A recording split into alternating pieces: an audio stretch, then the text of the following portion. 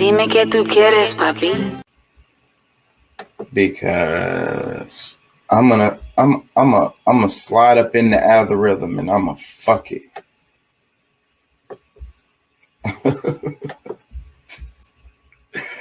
Yo, like this is crazy. This nigga is crazy. Like, no, really, he's crazy.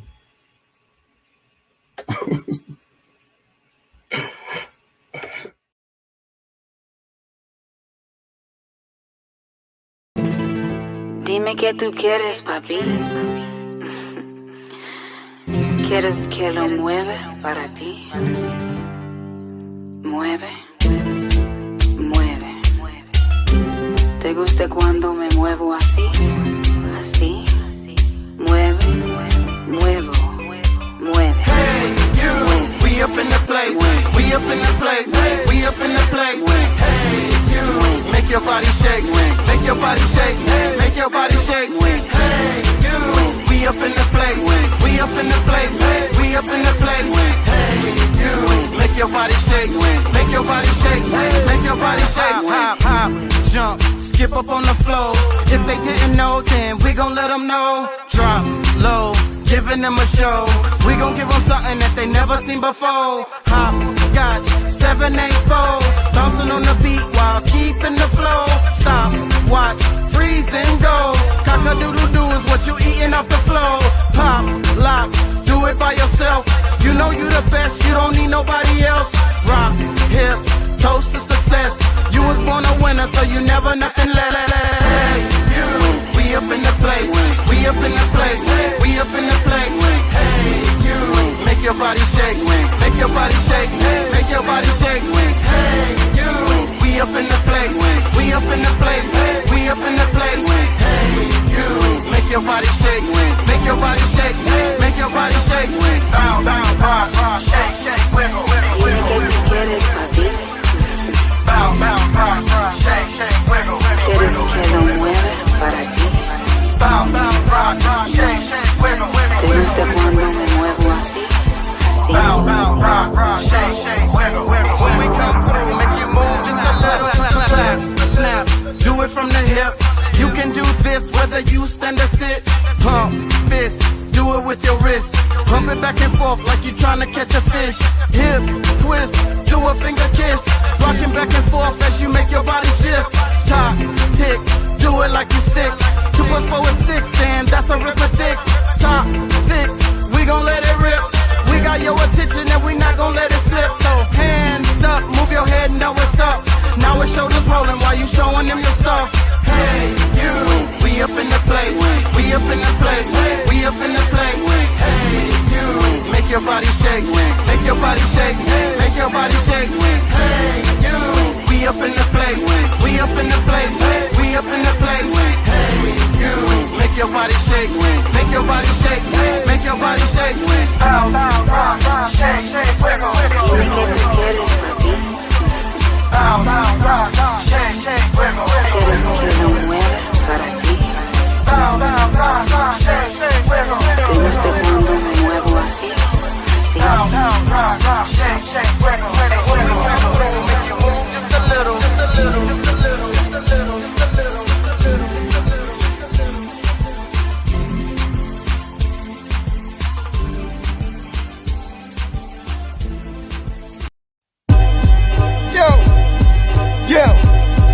Yo, KC, you the shit this year. Yeah, I'm the shit this year. What, I'm riding around town bumping shit that can Bingo, feel. you the shit this year. Yeah, I'm the shit this year. And we gon' keep it moving, Yeah. grooving, give you something KC, you now. the shit this year. Yeah, I'm the shit this year. What, riding around town bumping shit that can Bingo, feel. you the shit this year. Yeah, I'm the shit this year. And we gon' keep it moving, grooving, give you something Look, now. I'm sipping Bacardi, visualizing on the farm Ferrari. Catch a buzz from the life that we store in the party. My swag immaculate, kicking this rap shit till I'm 40. It's like electricity, just float the Being easy with breezes and winding down and out, baby, I'm sorry. Switch the game, change it up, falling off now Picture me hardly. rolling Maserati with some hoes in the back. Switching lanes, taking pictures with a bitch in my lap. Clap your hands, everybody, if you feel this shit. KC, Bingo, on the mic. and that's it. Take a trip down south that we call the Abyss. and buy my silver Air Forces. And we receiving major paper from multiple sources. Of course, it's the bosses that handle the business. Spice the game a little bit, cause the flavor diminished. Like Kane and Old Dog, we society's menace. Yeah. 1, 2, 3 into the 4. KC, Bingo, knocking at your door. Here it is again. Let's go, KC, you the shit this year. Yeah, I'm the shit this year. What, I'm riding around town, bumping shit that can feel. You the shit this year. Yeah, I'm the shit this year. And we gon' keep it moving, grooving, give me something KC, now. you the shit this year. Yeah, I'm the shit this year. What, riding around town, bumping shit that can Bingo, feel. you the shit this year. Yeah, I'm the shit this year. And we gon' keep it moving, grooving, give you something now. Attack the track like a lion, cause I'm so ferocious. When the wind blow, I fly, cause my image on posters. It be wise to decide to not try to approach us. Get burnt like bread when it's stuck in the toaster. And you hoes like clothes, I told ya I fold ya. In the mornings I have Folgers with my doja. I suppose it's time to smell the roses. Clear my mind, check the snakes is close. And peep my status for stamina, swagging on niggas just amateurs. Style stay funkin' and cannabis. It's scandalous the way these bitches try to handle us. It's city ball to ball swords in my Polaroid camera. I want my niggas on the propaganda. Welcome to this extravaganza. Hennessy, sipping weed, smoking enhancer. Even though we know that way to go is not the answer, I won't chance the opportunity to blow this shit. Take a shot at the target and I'm not gon' miss. Kicking, flipping, splitting, rip these rap niggas to bits. Let's go, KC, you the shit this year. Yeah, I'm the shit this year. What, I'm riding around town, bumping shit that can Bingo, feel. you the shit this year. Yeah, I'm the shit this year. And we gon' keep it moving, grooving, give you something KC, now. you the shit this year. Yeah, I'm the shit this year. What, riding around town, bumping shit that can Bingo, feel. you the shit this year. Yeah, I'm the shit this year. And we gon' keep it moving, grooving, give you something now. Yeah, like that, that. I like that, y'all. Like that, that. Like that, yeah. like that, y'all. Like Hit it with the whip of all that, y'all. Like that, y'all. Like that, y'all. Here it is. KC King Chaka.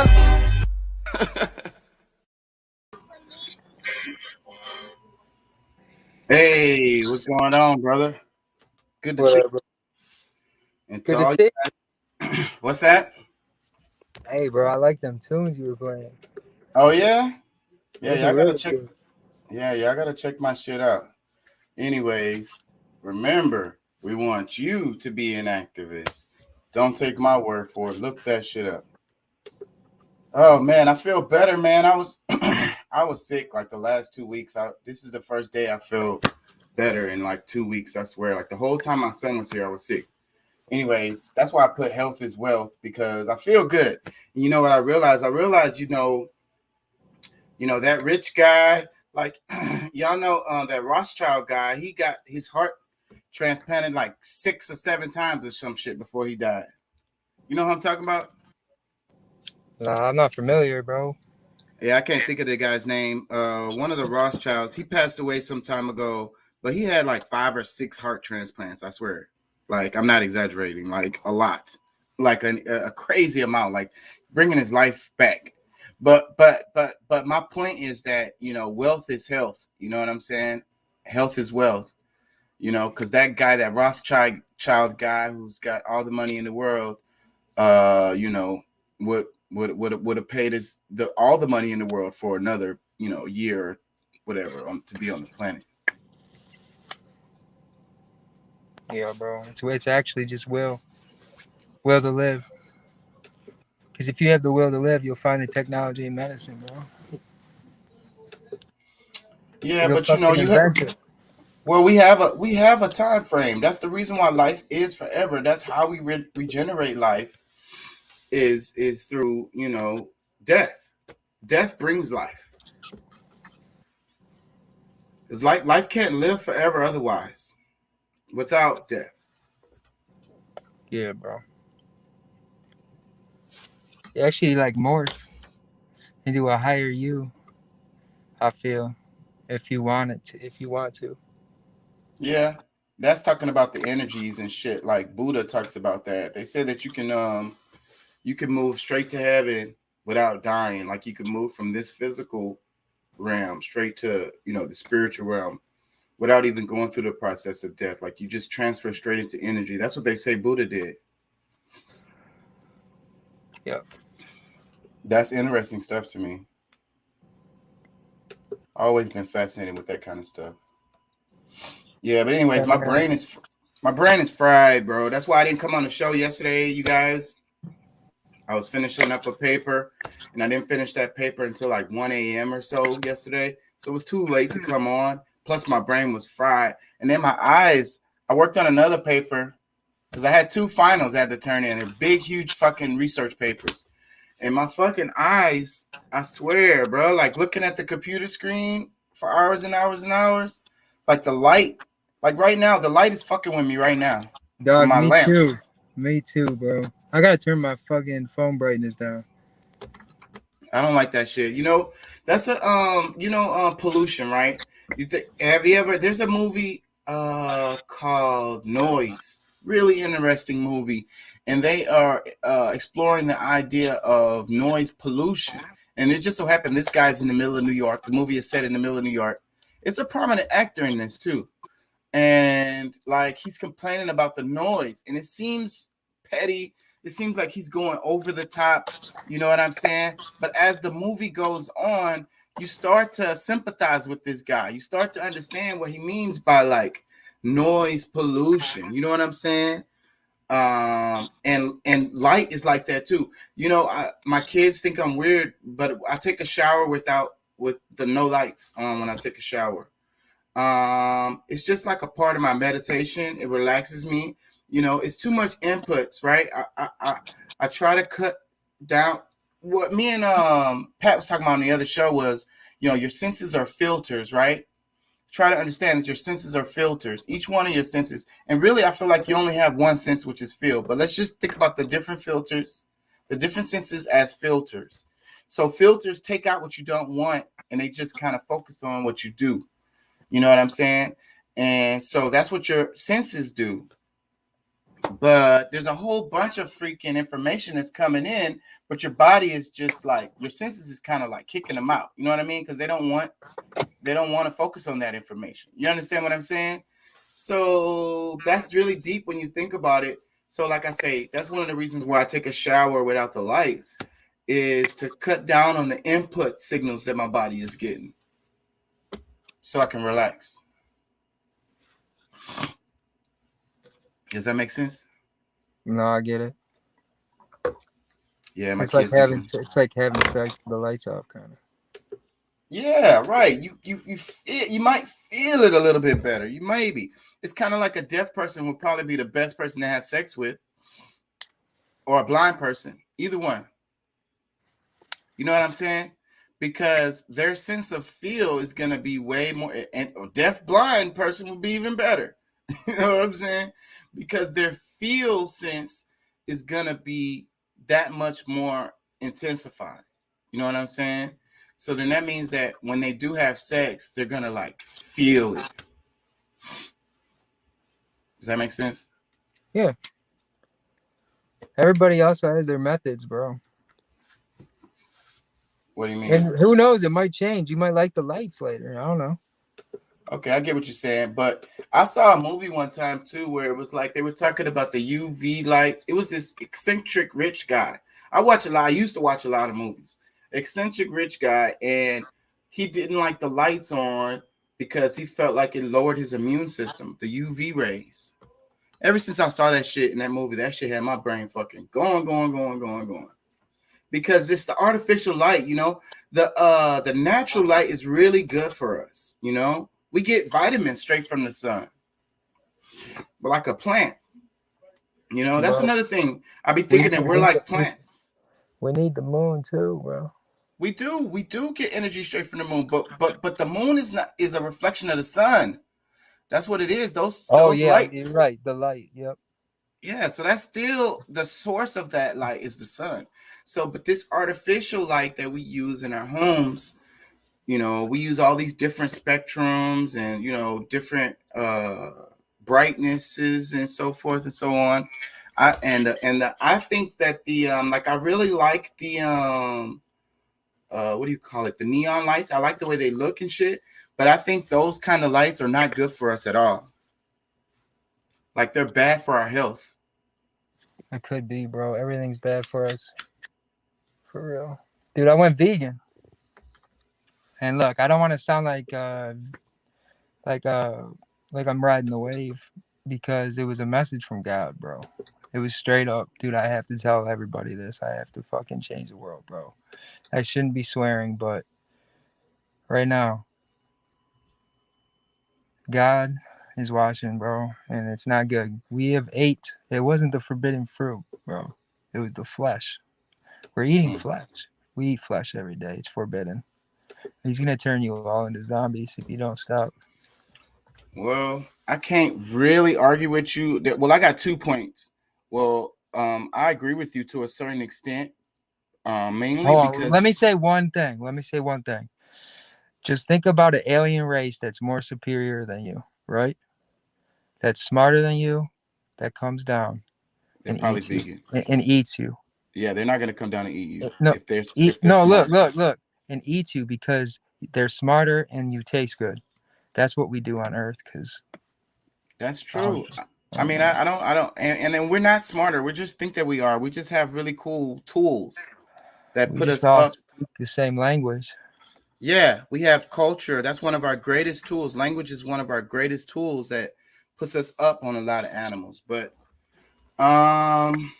Animals and humans, I we, think we were all ev- supposed to you know, talk language. I can agree with you. But evolution, who knows what direction we're going in, right? Nobody knows where we're gonna land. But as far as evolution, we evolved from like omnivore animals. You know what I'm saying? Meat eating animals. That's a We lie. did. We did. That's a lie, bro. But it doesn't matter. It doesn't matter because you look at a gorilla. I mean, you look at what am I thinking of? Orangutans. Orangutans are completely vegetarian. Panda bears are completely vegetarian and vegan, and they evolved from eating animals. Dude, I'm So gonna let you we know just that have to understand what evolution really is. You know what I mean? It's changing of a species based on environment and diet, basically, over time. Bro, the devil tempted all animals. Humans ate the fruit.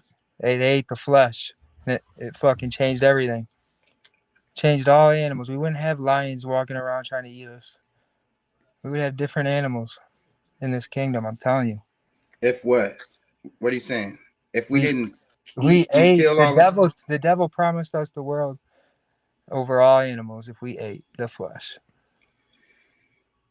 I went down this road. I've gone down this road years and years and years ago. But I've moved on. I've moved on from that. I used to think just like you think. So everybody goes through. That's another thing. That's just like evolution. What I was saying. Everybody goes through their phases and they're learning. They're learning depths, if you will. It's a good process to go through. I can't see shit, bro. I feel like I look like a psycho squinting at the screen. Sorry. You got that Jesus cross on. That's the only thing that I could see.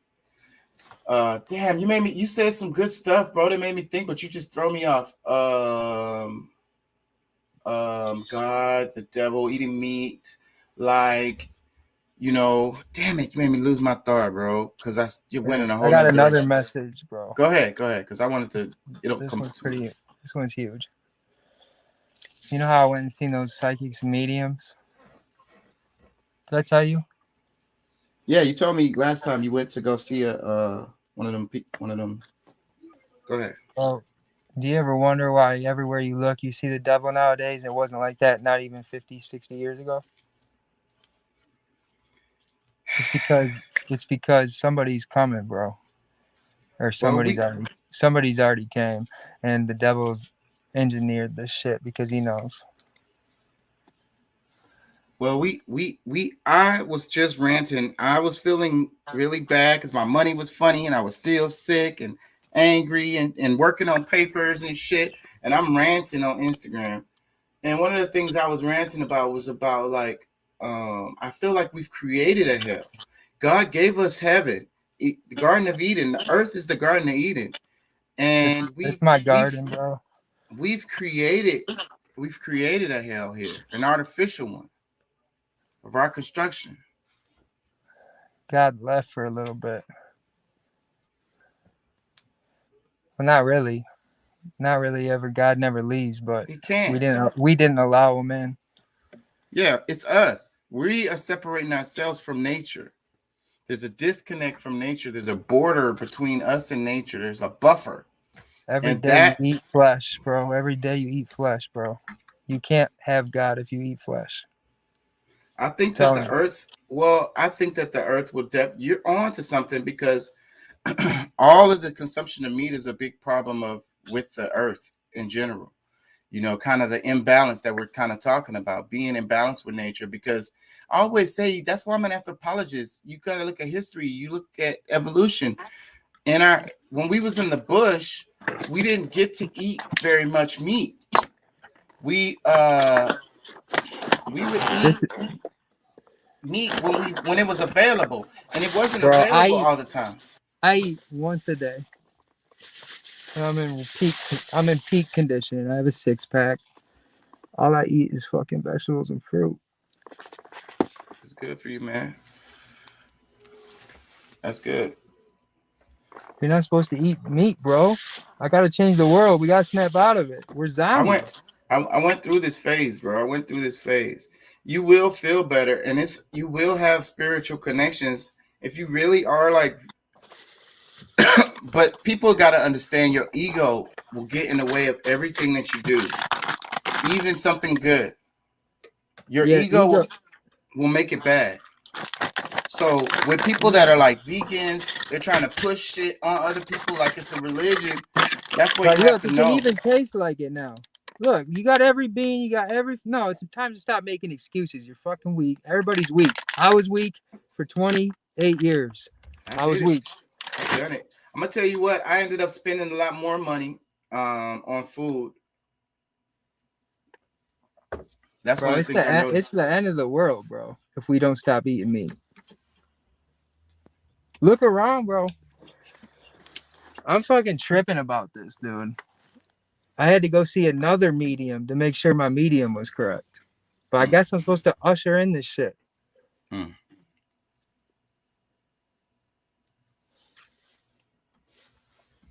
going to share my screen to my Instagram, because the topic that we've kind of fell on, but that's why I like the way this show goes, though. I really like the ebbs and flows of conversation, because that's how life really works. And people connect to the flow, ebb and flow of life. You know what I'm saying? Kind of like the way waves lap on the beach and shit. How like the wind goes into like a circle, the spiral, kind of like the infinity symbol. Anyways, so look, it says Holocaust was legal. People who hid Jews were criminals. Slavery was legal. People who freed slaves were criminals. Segregation was legal. People who stood up for equality and justice were criminals. Our government and laws aren't a guide to human decency and morality. What do you think of that? This isn't their land, bro. This is my land. I'm taking over. So that's all I think about the government, bro. I'm not trying to get egotistical, but I'm going to let everybody know I'm a changed man. And I want the best for everybody. And I've been there. I've been hurting. I'm not a saint, even though my name says it. I wasn't always a saint. I may be a saint in the heavens, but in this land, this is evil land. We got to expel the evil. I 100% agree with you there. Let me read some of my comments. The question is, what do you see today in the law that is wrong? You go along with whatever is popular, whatever the authority says, whatever everyone else is doing. The road to hell will be wide and heavily traveled. The road to heaven will be narrow with few travelers. I know you think I'm crazy. I am crazy because what most people are doing is insane, and I don't condone. I don't fit in, and I don't care to. Yeah, bro. I like that. I mean, he's brave. He or she. That's me. Those are my comments on Instagram. Oh shit! Hell yeah.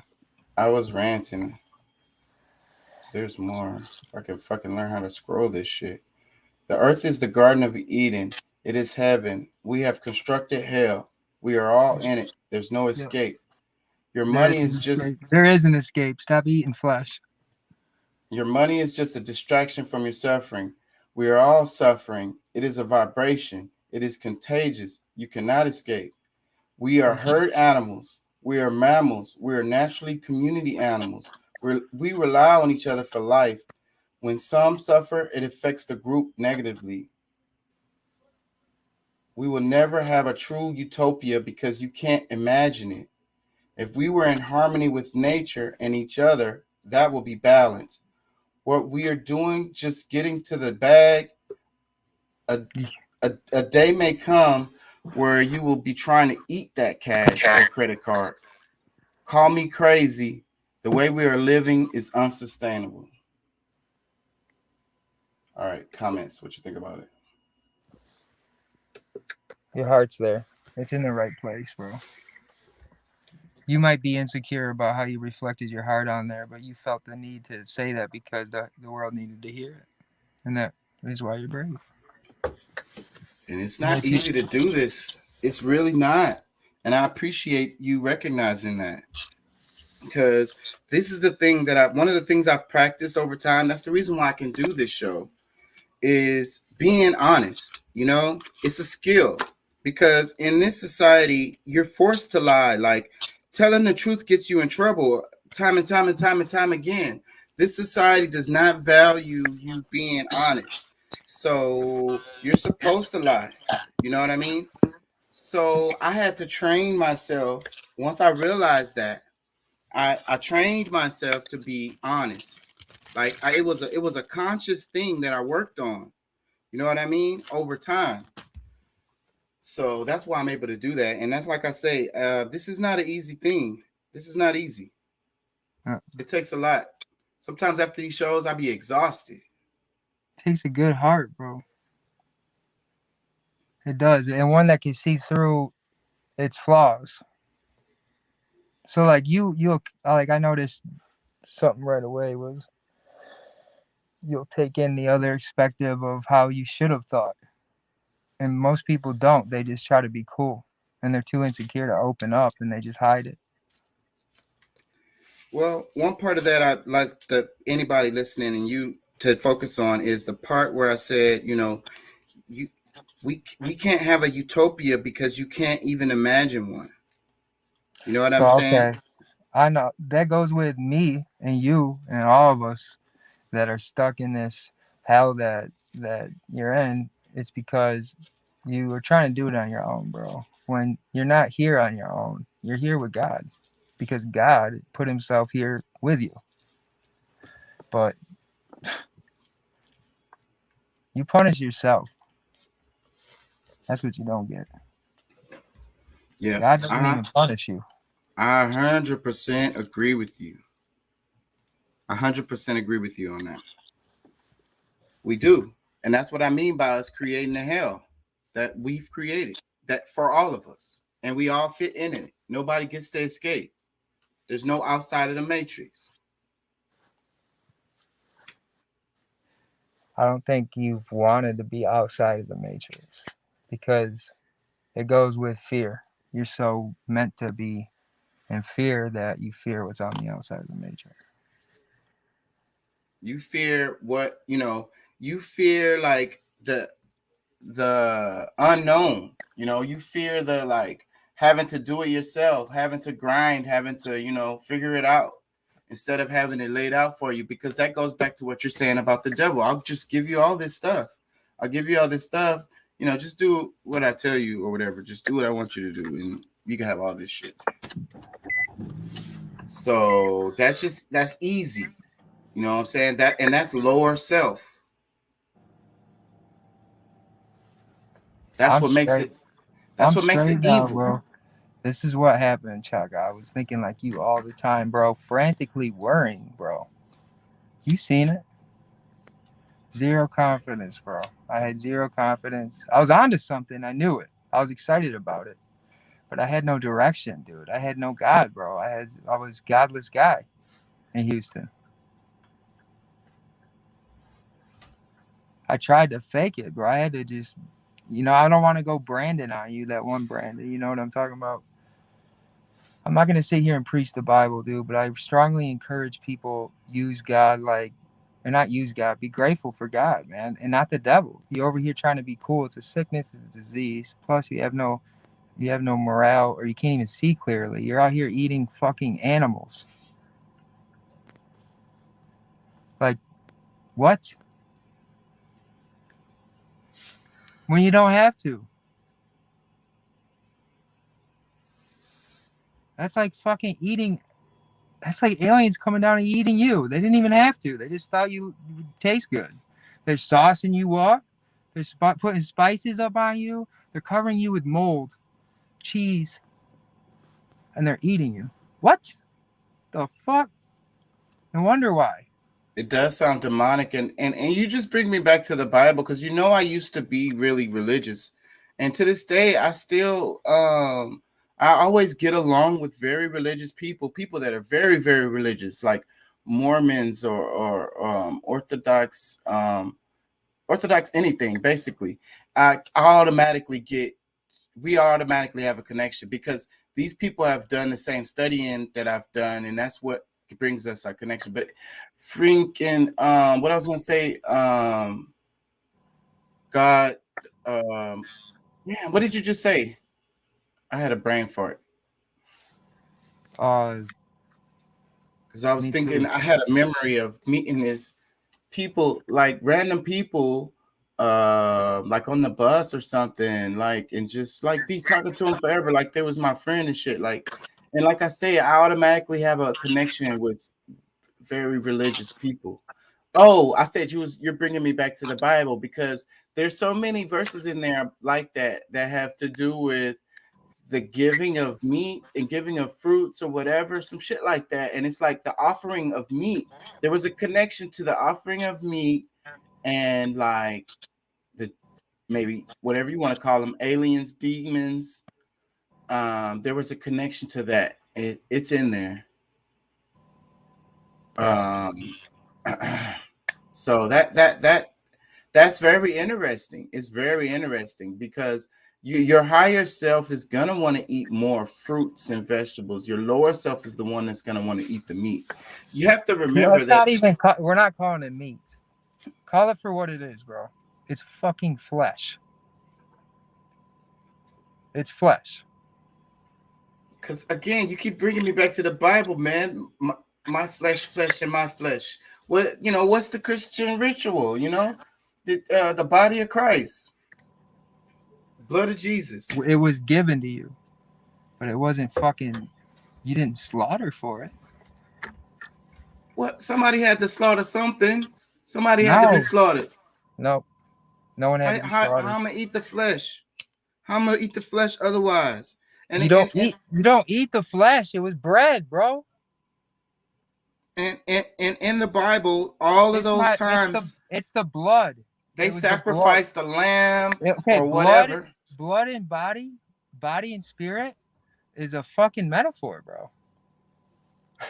For blood, like, it's a metaphor for the energy. It first comes with what? Spirit. Then it fulfills your body. I agree with that. Yeah. Your body is your spirit. It's the breath, the ka. Yep. Now look, I have a master plan, but it involves me doing some wild shit, bro. Like basically changing the game up. Like maybe even changing the whole world up. because I can't stand the evil anymore, bro. And I can't have God throwing rocks at our planet and shit, you know? I don't want my kids or, you know, my mom to die knowing that was their life, like the evil. And then going on to the next life and creating another evil life because you project your next life from this life. You're trapped there forever. It's time to stop that.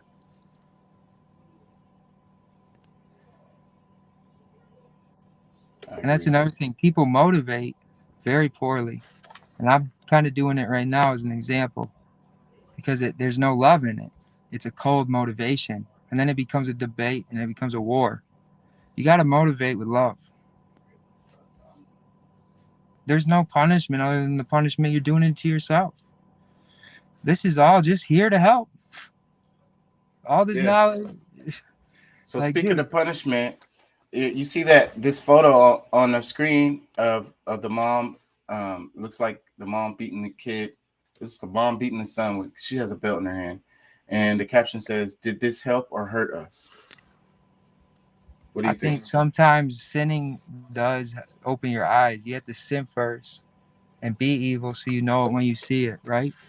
So like her whipping that kid, her kids aren't going to get whipped. You know? Because she's going to be traumatized and say, I'll never hit my kids. My mom used to hit us. Yeah.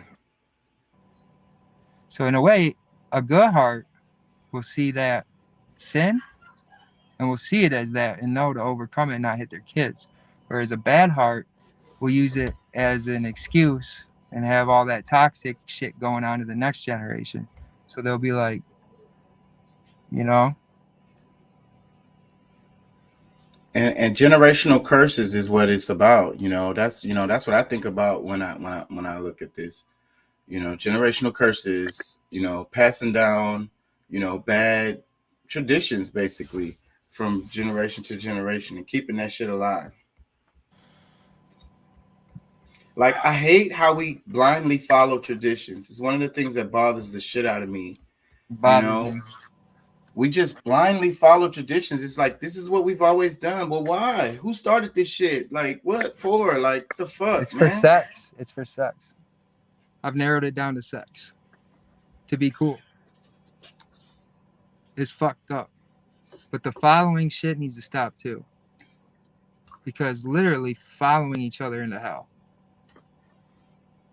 An even worse level of hell. Because you're already making it hell for yourself, man. I feel so good. I haven't flipped out.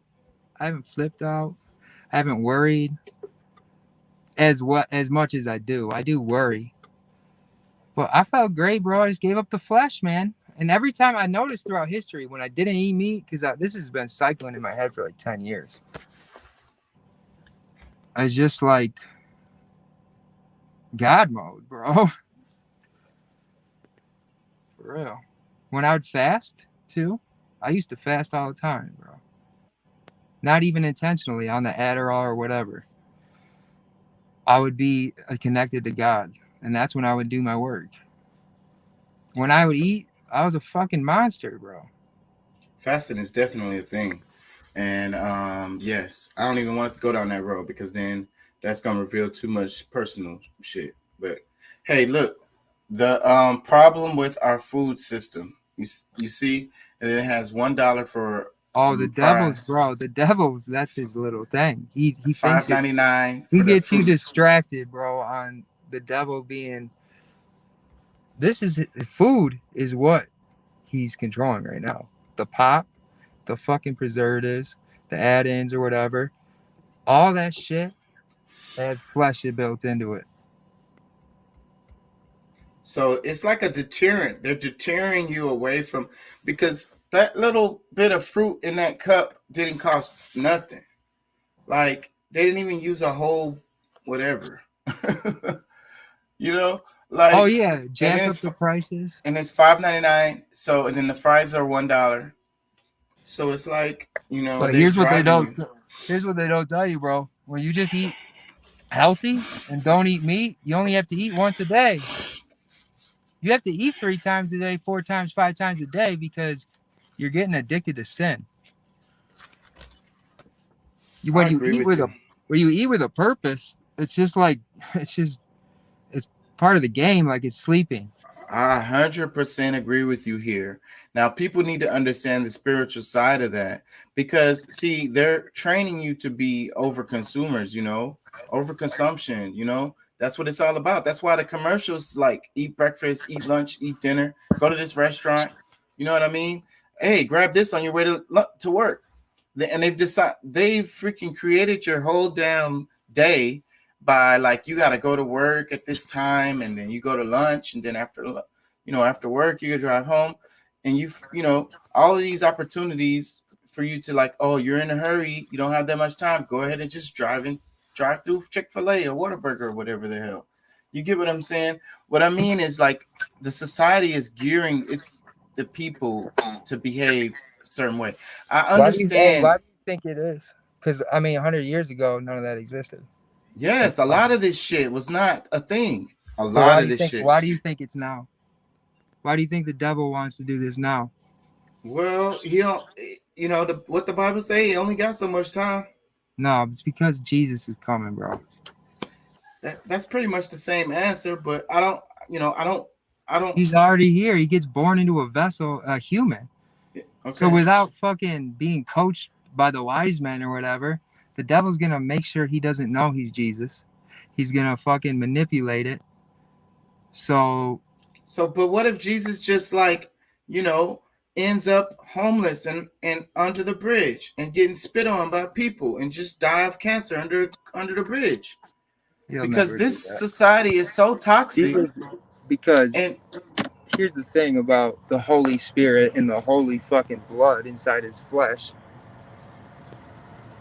It doesn't do any wrong, bro. It does, but like fixes itself. But this world doesn't benefit that. This world doesn't give you incentives to be good. No, you know what I mean? You'll end up under the bridge. Pointer, bro. He'll come and teach you as long as you don't fucking kill him. He's not here to fucking destroy you. And that's what I say all the time. I say if Jesus came back, people would kill him again. They don't like. They don't like even in the Bible it says that, like, They're flesh eaters. Well, that's fine, dude. They wasn't feeling him. They was looking for him like his whole life. They wanted his head. You have to understand this, bro.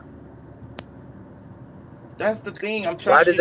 Why? Understand? Why? Society eats up people like that. The Christ spirit, the Christ energy. Society chews them up and spits them out. It's like greatness withering on a vine. Heal them, then. We'll heal them. We don't even know who they are. If they come knocking, I'll tell you what, God will drop a sword on their head. If they want war, if they want war, it's over, bro. They lose. See ya. It is war, and they're winning. No, dude. They think they're winning. Well, it appears so. That's what I would say. Yeah, bro. I care. Here's the thing. God already did the apocalypse twice. This time, it's a little different. It's 3 strikes and you're out, bro.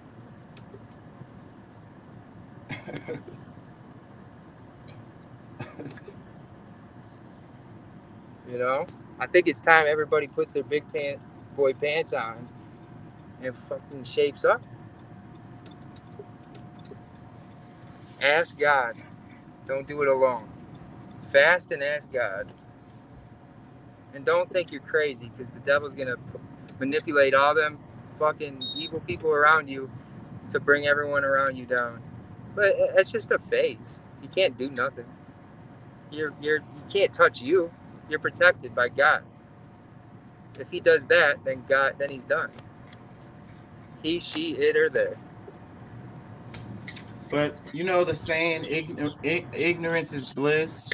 It's like, you Well, you know, create your own reality, bro. So in order to fix this evil shit, we have to do the opposite. It's God, bro. So create that's God.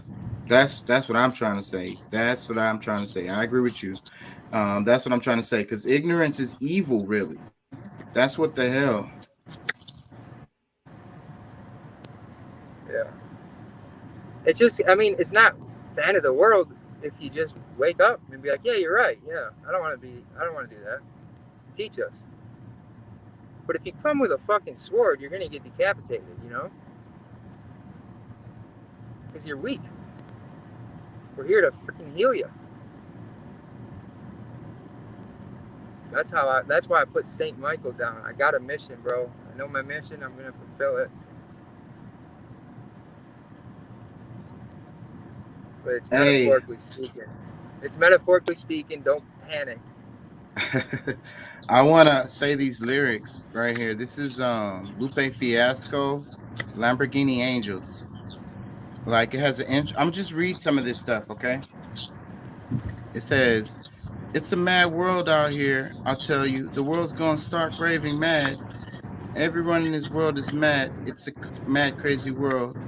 He says, "I see diamond flooded demons, Lamborghini angels." Then it says, "Halos down with the doors flapping when they came through." Hold on. Diamonds are Listen. sacred on this earth. The devil, of course, he's going to flaunt them. He's going to make them think that that's fucking his. It's not his diamonds. Go ahead. Diamonds can mean demon. I didn't know that shit, but I've been looking up those words and shit. But anyways, listen to this. With a circle on the floor, he compels them to be pure, pulls the beast out of his heart, then impales it on a sword, writes a prayer on some paper, St. Michael, and then baby. he nails it to the door. Wait. That's me, bro. He says, okay, I know. That's why I wanted to, let me read it again, because you made me think of this.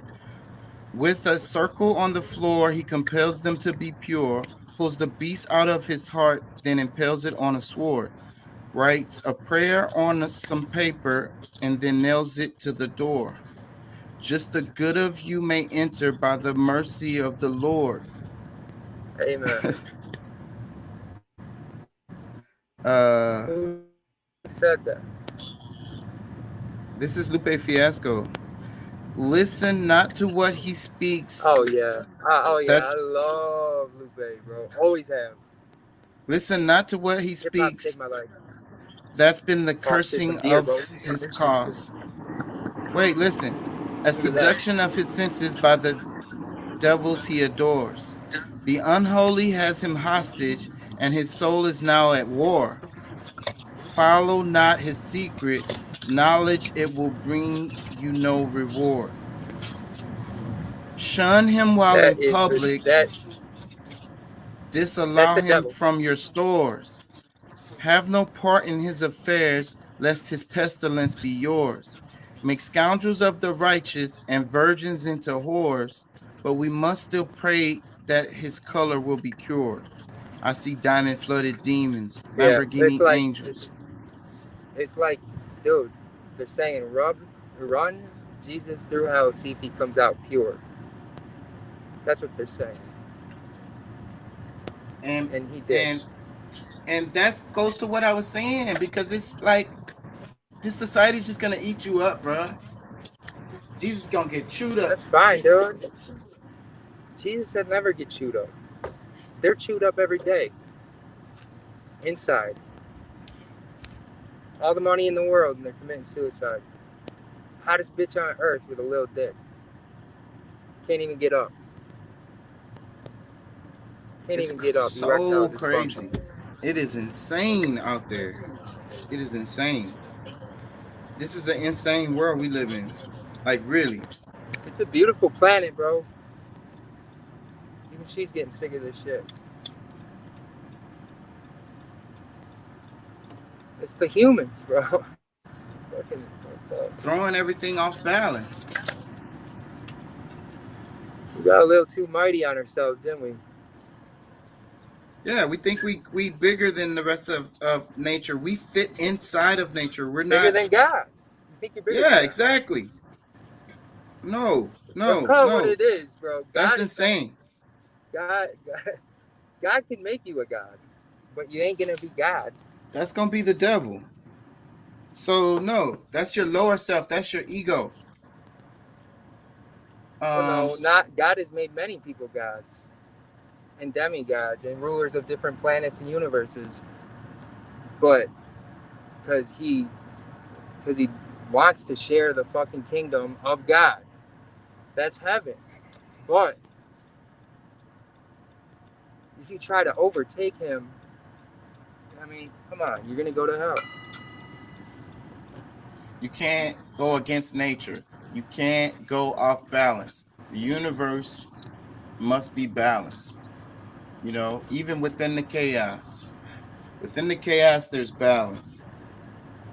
It's the law of the universe. So if you move away from that, you're just moving away from that. That's not, a Well, good they say thing. all power corrupts. That's what that is, bro. God's the most powerful person ever, bro.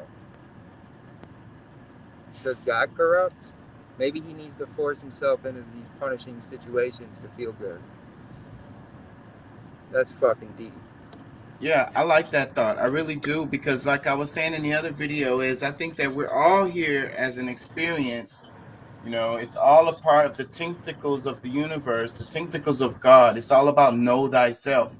So every plant, creature is, even the earth, the dirt, the wind, everything is collecting data like of itself, if you will. That, I think that's what you said in other in other words. In other words. It's like a test. It's like a test, bro. It's like, okay, I'm God. Well, I've been God for a billion years, and I'm kind of bored. And I've been pretty corrupt as of the last half billion. Because it's balanced, right? So it had to be half a billion. So half a billion of the time I've existed, I've been pretty corrupt. Well, let's see if I can run myself through hell and come out holy. Let's see if I'm still God. Let's see if I still got it. No, I don't think I can't follow that line of thought, That's Jesus. because no, I can't follow that line of thought, because the universe is everything. It's literally everything. So like Okay, but there's a door behind the door, bro. And right now, the one that controls what you get and what you don't get, and how happy you are, and the good and the evil inside your spirit, is the one right in front of you, the one that we refer to as God. Now, obviously, God has a door behind that. Like, if this is a video game, yeah, his spirit is engineered into the game. And he's probably somewhere else outside of the video game. And that's just it. He just created a video game, just like someone paints a picture or creates a song. now that's better. Yes, I love it.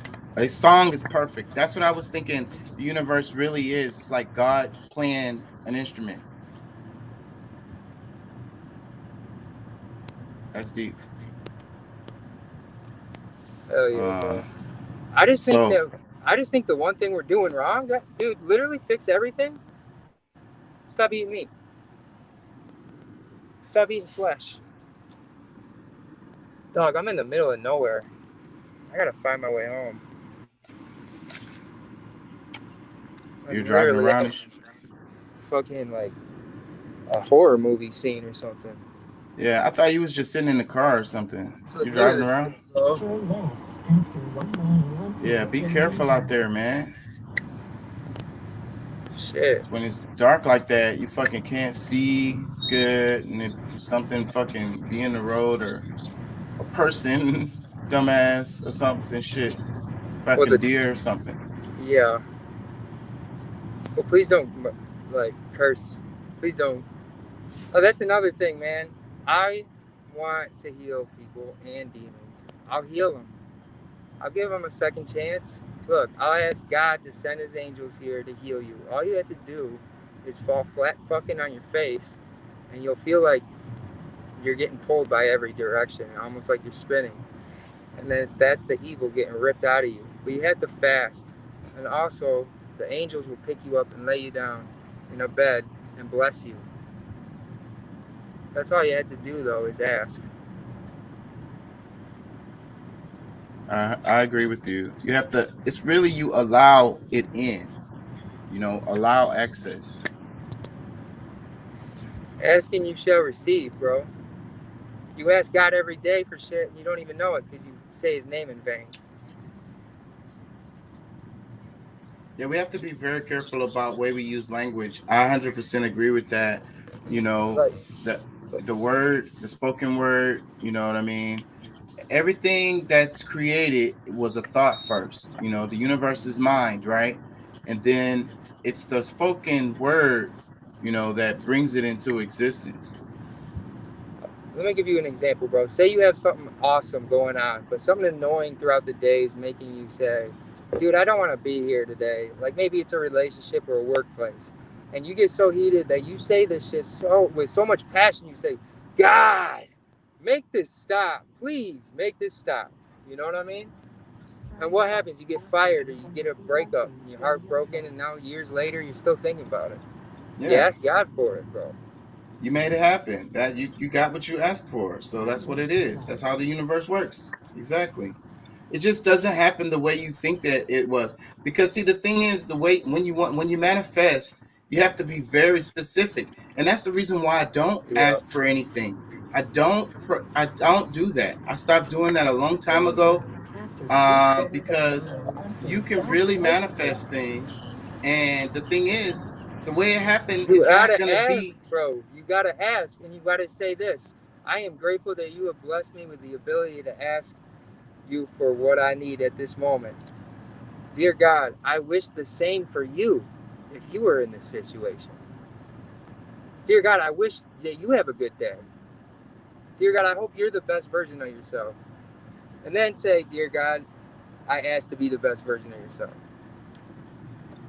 I like that. Telling you, this is precise. I like that. That's pretty good. It's a psychological thing, but that's pretty good. Hold on, I've got some comments. Have I been missing them? Jay Lethal, what up? 1217. What up, Lethal? What up? I know you love this conversation. We're talking about Christ, you know what I mean?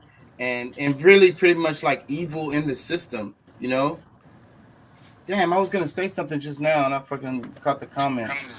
But I like that affirmation that you say. But what I said about asking for things, because you have to be very, very precise.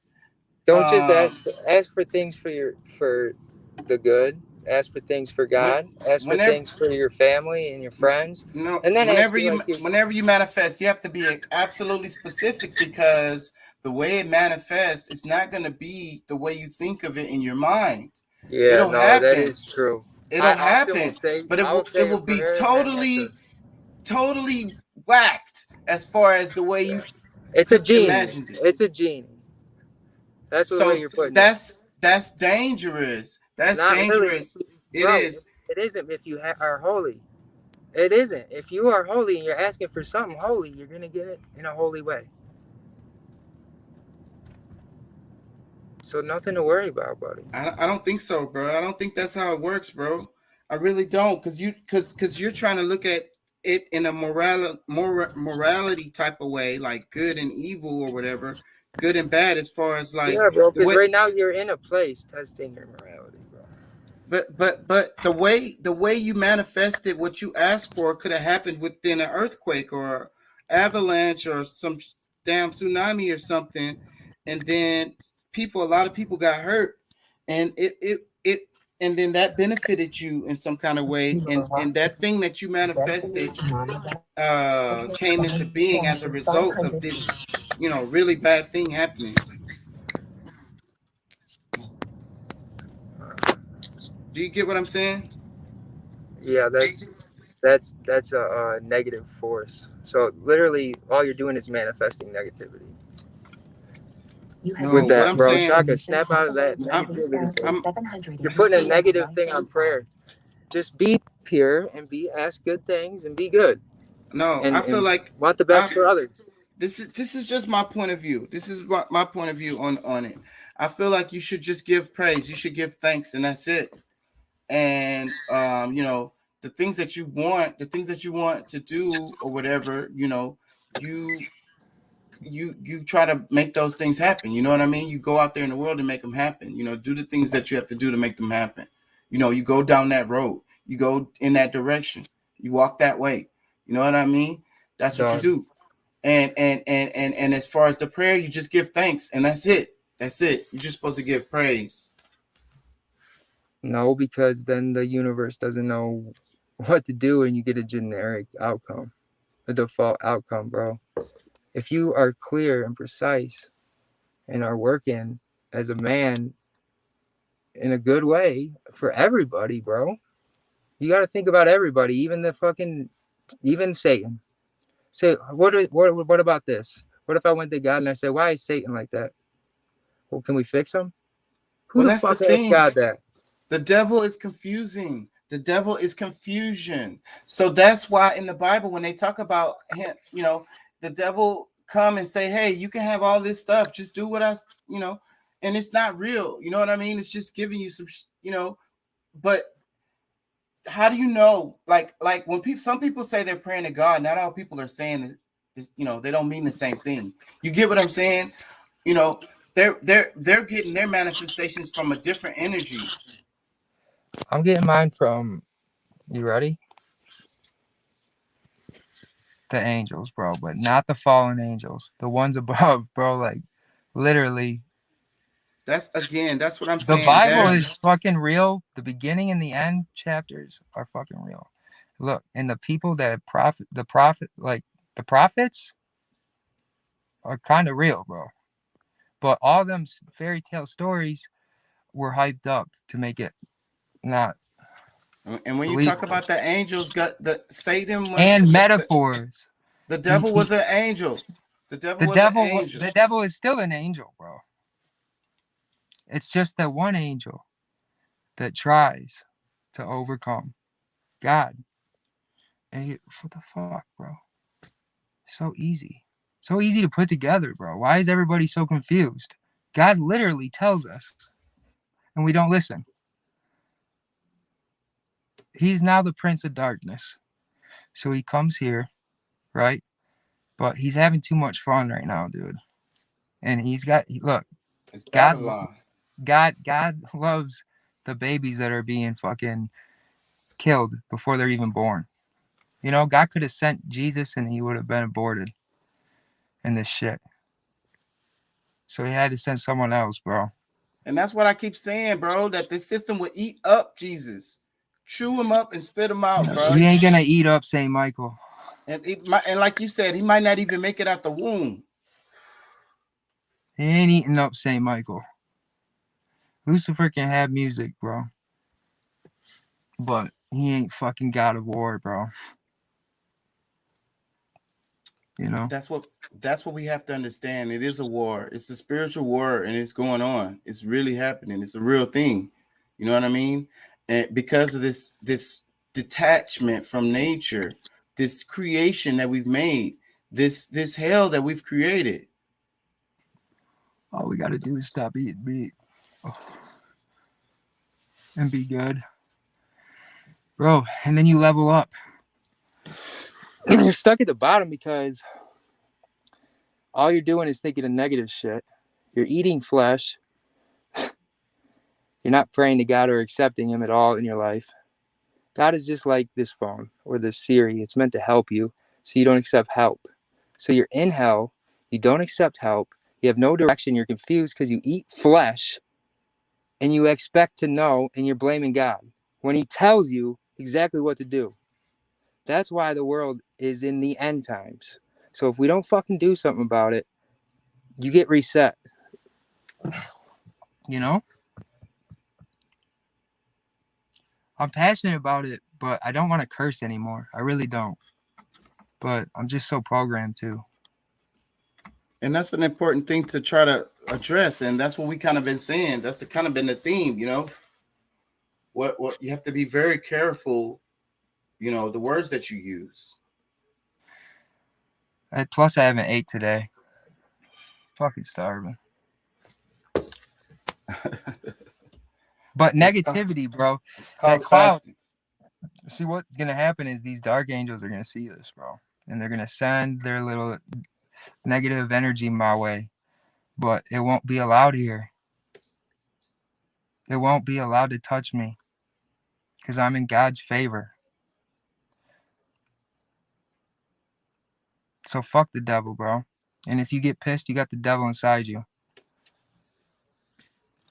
If the devil's allowed to fucking drop the F-bomb and shit, fuck the devil then. Or we can heal it. Drop down your sword. If you want to be healed, we're here to heal you. If you want war, we're here to kill you.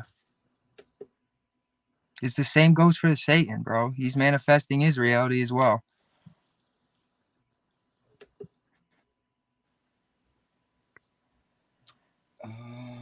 That's my message, bro. And I had to I clear hear that up you. because I was very confusing in my messages. I wasn't a man of God, bro. Back then. I saw Yeah. evil in me all the time. Hated it.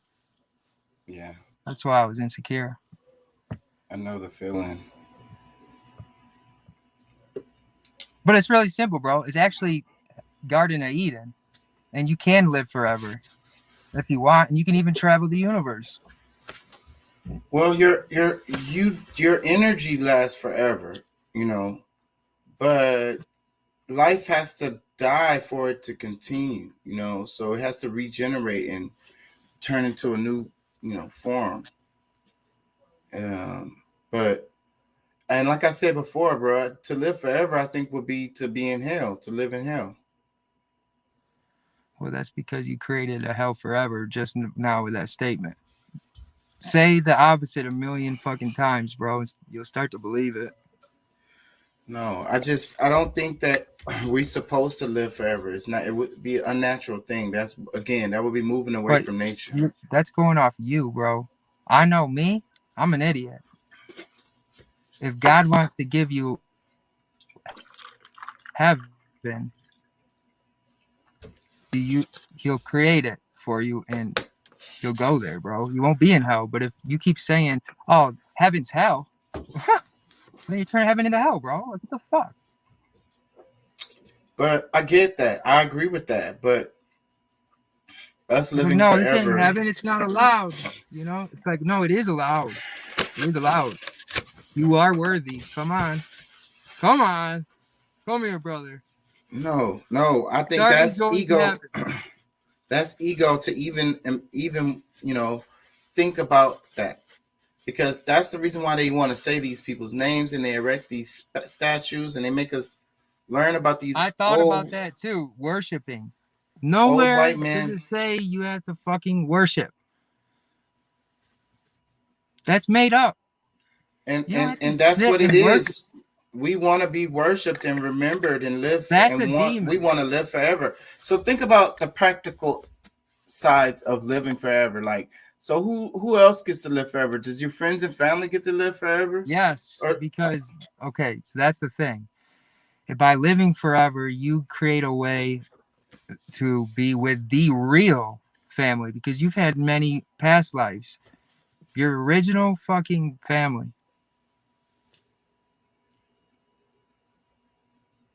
Before you made it heaven into hell. And you'll know them. but okay. And they'll be and they'll be with you, right? They're with you right now. I agree with that. I agree with you that the ancestors are with you. You know, they're a part of you, and that's the same way you will continue. You will continue in the descendants. Only for a little bit of your existence. And it's about the energy you projected. The people that you touched when you was here, it's like an after effect. It's a wave. It's an energy force. It's a vibration.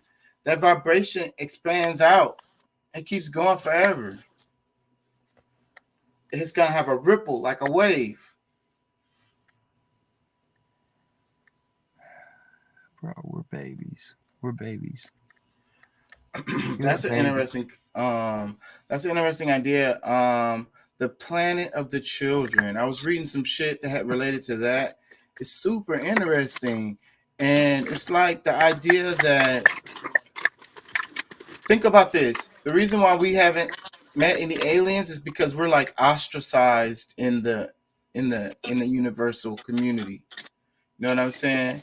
We're like the planet An of the alien would have to children. have a an alien would have to have a shrink expand machine or It's wear like our skin, because the like chances a of them being are 6 foot tall are like 1 in whatever.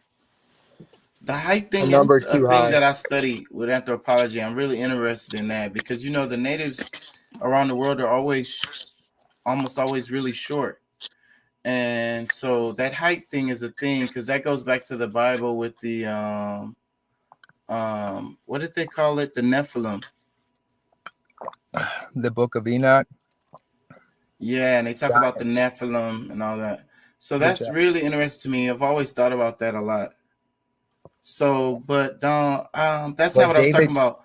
David The killed Goliath. imagine, yeah, but imagine if you know it's like a daycare. Earth is like a daycare, like a little daycare. It Yeah, that's what it is. we Even when haven't you're grown 100. we haven't grown up enough, you know what I'm saying, to be included Bro, into it's like, don't put the that in your community. mouth. Don't put that in your mouth. That's exactly how God's looking at you. Like, he'll give you a little, like, yeah, he's not abusive, bro. He's not an abusive parent. He loves you. He's gonna be like, dude. That's the thing. We're so fucked up by eating this flesh Because I that we believe you're can't even. supposed to move to the out of the fourth dimension into like the fifth dimension. You We're can when supposed this. to You can. You can do we're that when you supposed to close your eyes. ascend.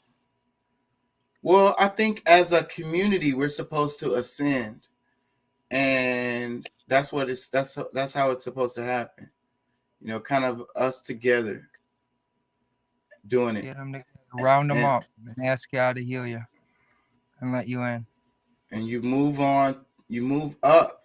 It's embracing your higher self, instead of Yeah, bro. embracing your lower self. You shapeshift basically into your perfect form when you want to in certain realms of this universe. Just like when you go to space, you're floating. So if you were there for long enough, what would happen? Your whole body would change. So if you're in a certain place, your body changes. So when you're here, your body's changed to be here, eating flesh, rotting, aging. Yeah, the third dimension. You So don't even know you're immortal. if this whole time you was talking about like in a metaphysical way, then I can agree with a little more of what you're saying. But it Well, in causes that other confusion with dimension, people. you said you wanted to go to another dimension. In that dimension, you can take with you, if you choose, who you have become, but you flip like a shapeshifter into your angelic body. Demonic or good or bad. You'll be a monster if you're bad. It's not pretty. The more And I beautiful you think are in spirit, the more beautiful you will look. I 100% agree with you on that. And we all have that monster in us. We all can embrace that lower self and become that. Embrace the animalistic. Bro, we only been on a little over an hour. These lights are fucking with my eyes, I swear. Let's get off, bro, because I am home. Oh, I gotta get going. All right, bro. Oh, there is a chat button. What's it? I'm For gonna your play a few information, videos. VOA. What's that mean? Somebody probably trying to get, they're advertising something. My phone. That stuff is blocked on my thing though, I think. Oh, looks like we lost them. That's okay. The show goes on. At least for a while. I ain't gonna lie, these lights. I had to talk about a few things because I put this stuff in the title. Yesterday from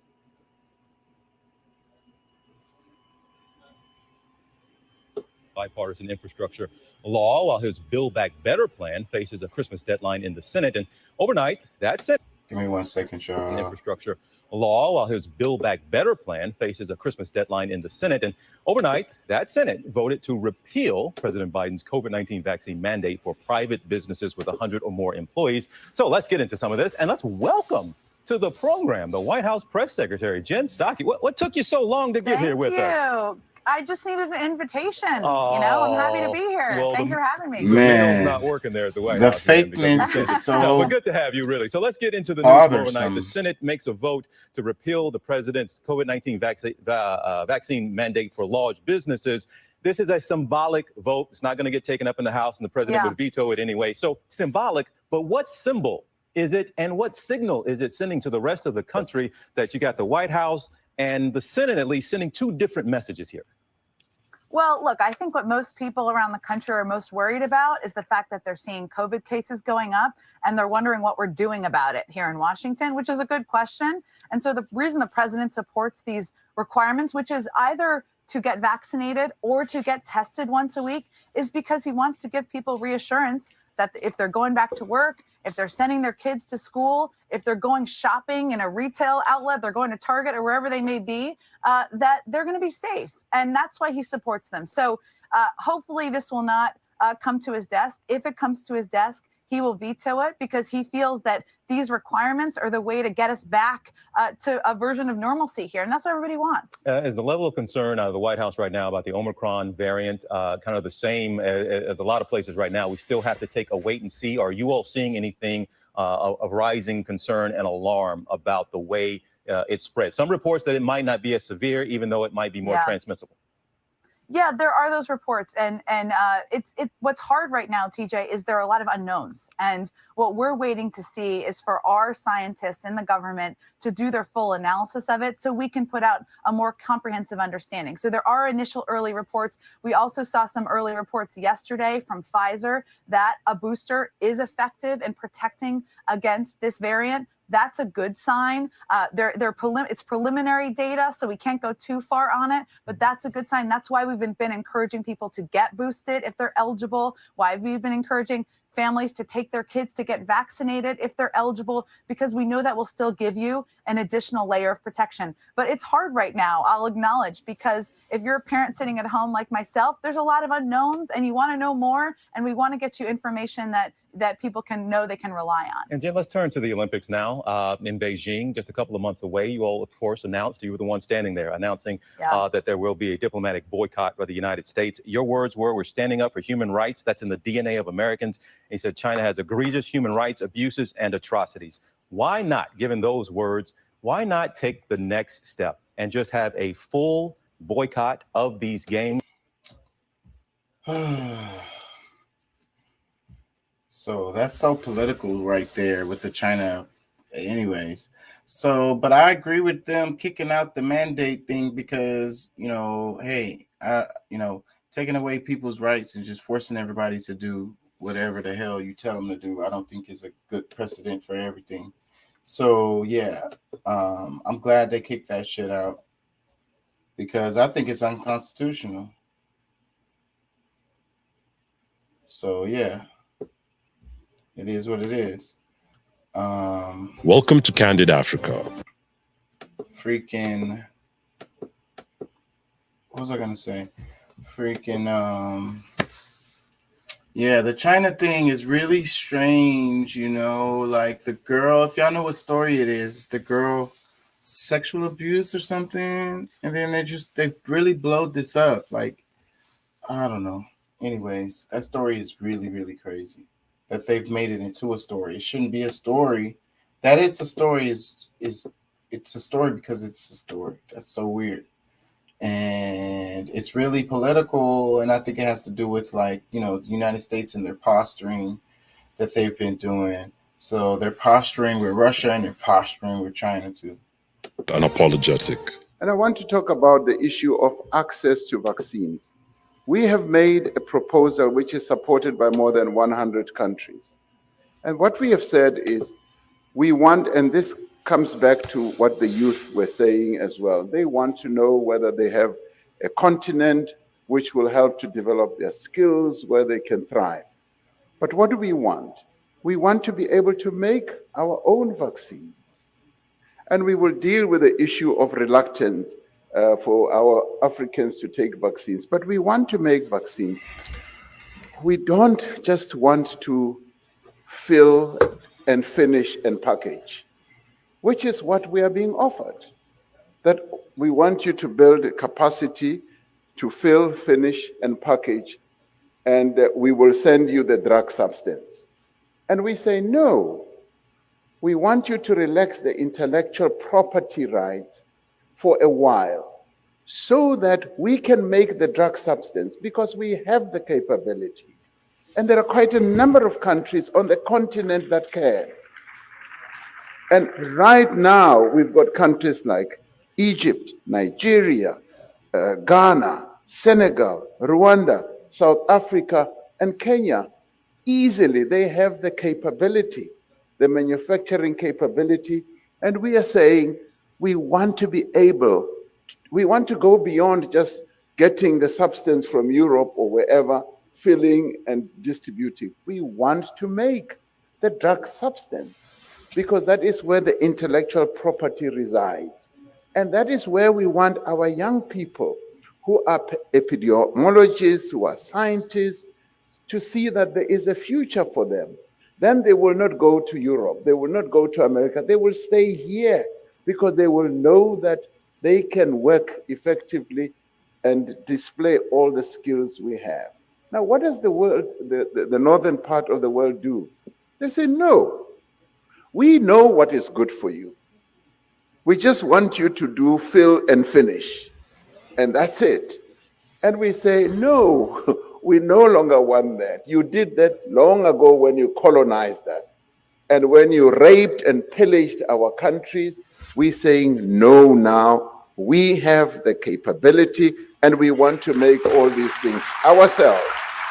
Now, quite often we find that there is a bit of paternalism that underpins the relationship between us. I'll give you a very good example. After Omicron was announced, I was due to travel to West Africa. And in traveling in the wake of Omicron, I received calls from the 4 presidents that I was going to travel to, President Macky Sall, Buhari, Ouattara, as well as Akufo-Addo. And they said, we've heard about this Omicron. Are you still coming? We want you to come. What can we do to help? And I said, President, if you're still relaxed about our coming, we are coming. A plane load of us, together with journalists, we got on the way. Before I left, I also got some calls from Europe. And the calls were so paternalistic. They were saying, hello, President Ramaphosa, we've heard about this Omicron. I am sorry to tell you that we are banning travel to Europe from South Africa and Southern Africa. No discussion, no attempt to hear what our views are. And I'm saying that the relationship needs to be mutually respectful. We need to respect one another. The African presidents respected me as we respect one another.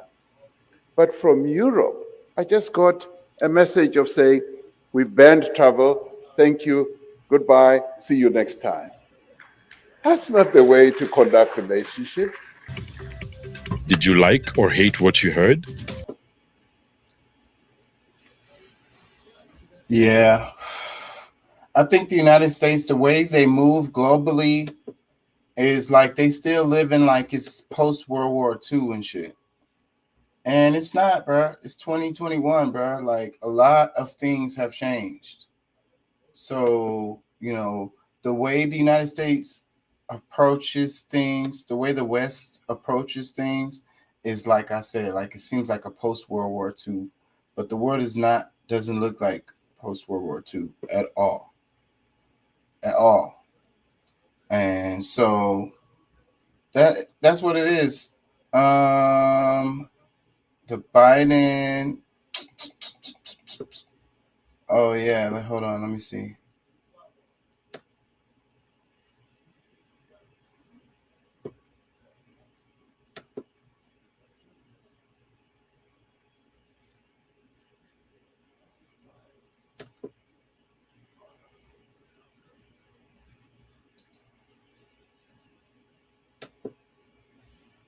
Oh no.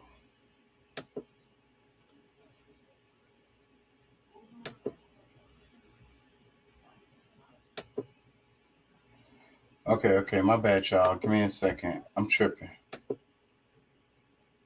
I got it right now. Live. We're doing this shit live, bruh. So yeah. Be like that sometimes. Okay, let's go. It hasn't been released yet.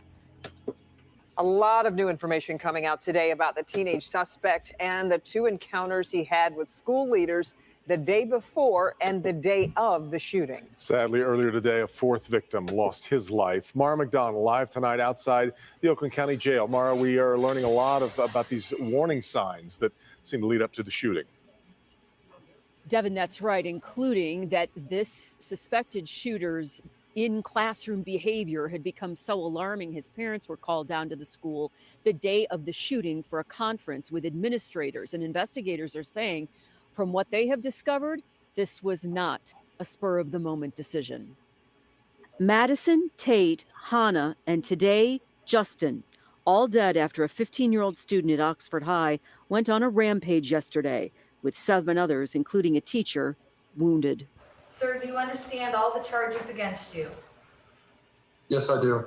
Ethan Crumbly was charged with 24 counts, including terrorism and first-degree murder in a crime the prosecutor says was no spur-of-the-moment decision. Judge, a preliminary review of the defendant's social media accounts, his cell phone, as well as other document evidence recovered on scene, show that this defendant planned the shooting. He deliberately brought the handgun that day with the intent to murder as many students as he could. The accused shooter's behavior had raised red flags before yesterday. We have since learned that the schools did have contact with the student the day before and the day of the shooting. Yesterday, before the shooting, that 15-year-old's parents were brought to school for a face-to-face meeting with school administrators over his classroom behavior. Just under 3 hours later, school cameras recorded him. And what's depicted on that video, honestly, Judge, I don't have the words to describe how horrific that was. The accused shooter seen coming out of a bathroom and firing, aiming for students' heads with a gun his father bought last Friday. His parents, who briefly appeared during his arraignment, are also facing potential charges. With the right of owning a gun comes responsibility. And the responsibility of a gun owner is to securely store that weapon and to keep it out of the hands of somebody who could kill people. And in this case, that does not seem to have happened. Prosecutor McDonald says she's limited with what she can share at this point, but did say this late tonight. There's an additional piece of evidence that hasn't been released yet, but I can assure you it was troubling, it was disturbing, and unfortunately, he was allowed to go back to class. Back here live, that 15-year-old is being charged as an adult in this case. He has since been moved here to the Oakland County Jail. The judge said no bond, and his attorney entered a not guilty plea for him. We are at the Oakland County Jail tonight. I'm Mara McDonald. And late tonight, Yeah, so what y'all think about that? The story is big in the news.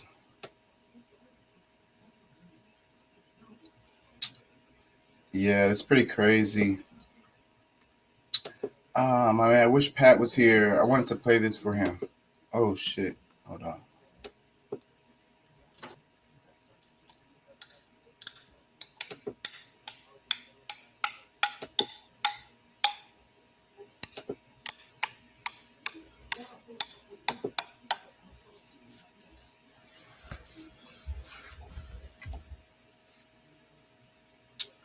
The sounds alone are pretty cool. It's like the guy has a bunch of little magnets, and then he puts them around this like little like metal cup, like a aluminum cup or something. And then he puts like another magnet, big magnet underneath. And now it's floating. Oh, and then he reversed the polarity of some magnets in his hand and can make it turn faster and faster. Pretty cool, faster and faster. I wonder which direction was it to make it fall, because I think that's how they moved the rocks around in the Egyptians. So this stuff, polarities, understanding polarities and magnetism and shit. So now it looks like you put a group of magnets together with a little screw at the tip, and it's floating. It's suspended over the magnets. Touch it with a wire and it spins.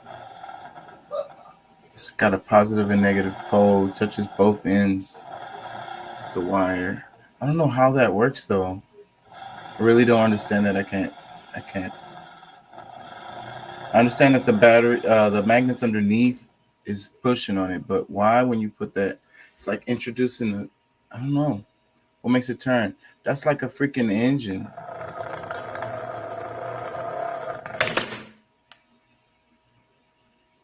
So fucking cool.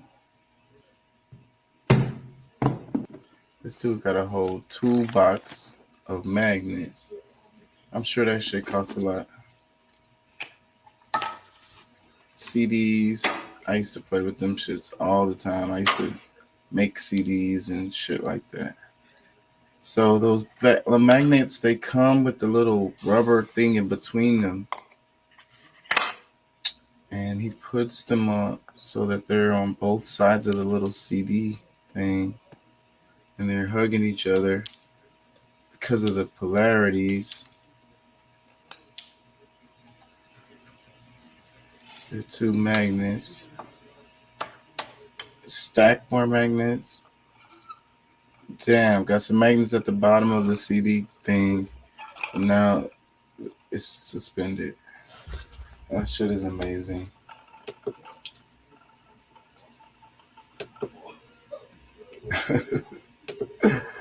Random shit you see here on this show because I'm random. I really wanted to talk about the Biden Putin thing, but I couldn't find no good videos of it. I figured they would have had some videos of the call, some clips of the call, because I saw some clips on Instagram, but I can't find no clips of the actual call between Biden and Putin. They did a video call. I don't want to show these niggas stuff. I don't like these. Oh, well. They're massing troops near Ukraine's border, and President Biden in a video meeting warned President Putin of serious consequences if he launched an invasion. Chief White House correspondent Cecilia Vega is tracking the latest. Good morning, Cecilia. Hey, George, good morning to you. That meeting lasted more than 2 hours. Let me show you this remarkable split screen. The White House releasing these photos of President Biden there in the Situation Room, surrounded by his top aide. The Kremlin releasing video of Putin dialing into this secure call from his home there in Sochi. When this was all over, National Security Advisor Jake Sullivan called the meeting useful, but he says the White House still doesn't believe Putin has decided whether he will invade Ukraine. So officials are now saying the president laid out the consequences if Putin does decide to go through with this. We're talking about everything from strong economic measures to sending more weapons and military supplies to the region. As for American troops, Sullivan is telling me they expect allies to request additional support from troops in the region and that the U.S. will help. So here's where we are right now, George. Both the Kremlin and the White House say aides on both sides are going to continue this conversation, and President Biden is expected to speak with the president of Ukraine tomorrow. Well, hey there, GMA fans. Gonna get in trouble for that. Anyways, yeah, so the thing is, there's no real. I mean, the U.S. again. This is like the posturing I was talking about. There's no real evidence that Putin is gonna invade Ukraine or whatever. That's kind of like the U.S. kind of just making a mess of things. So but that's what happens. Oh, my nigga Deuce. What's up, brother? What up, man? Man, how you feel? You got the Christmas in the background. What was that? What was that? I say, how you feel, man? I'm good. I'm good. I wonder why it sounds so low.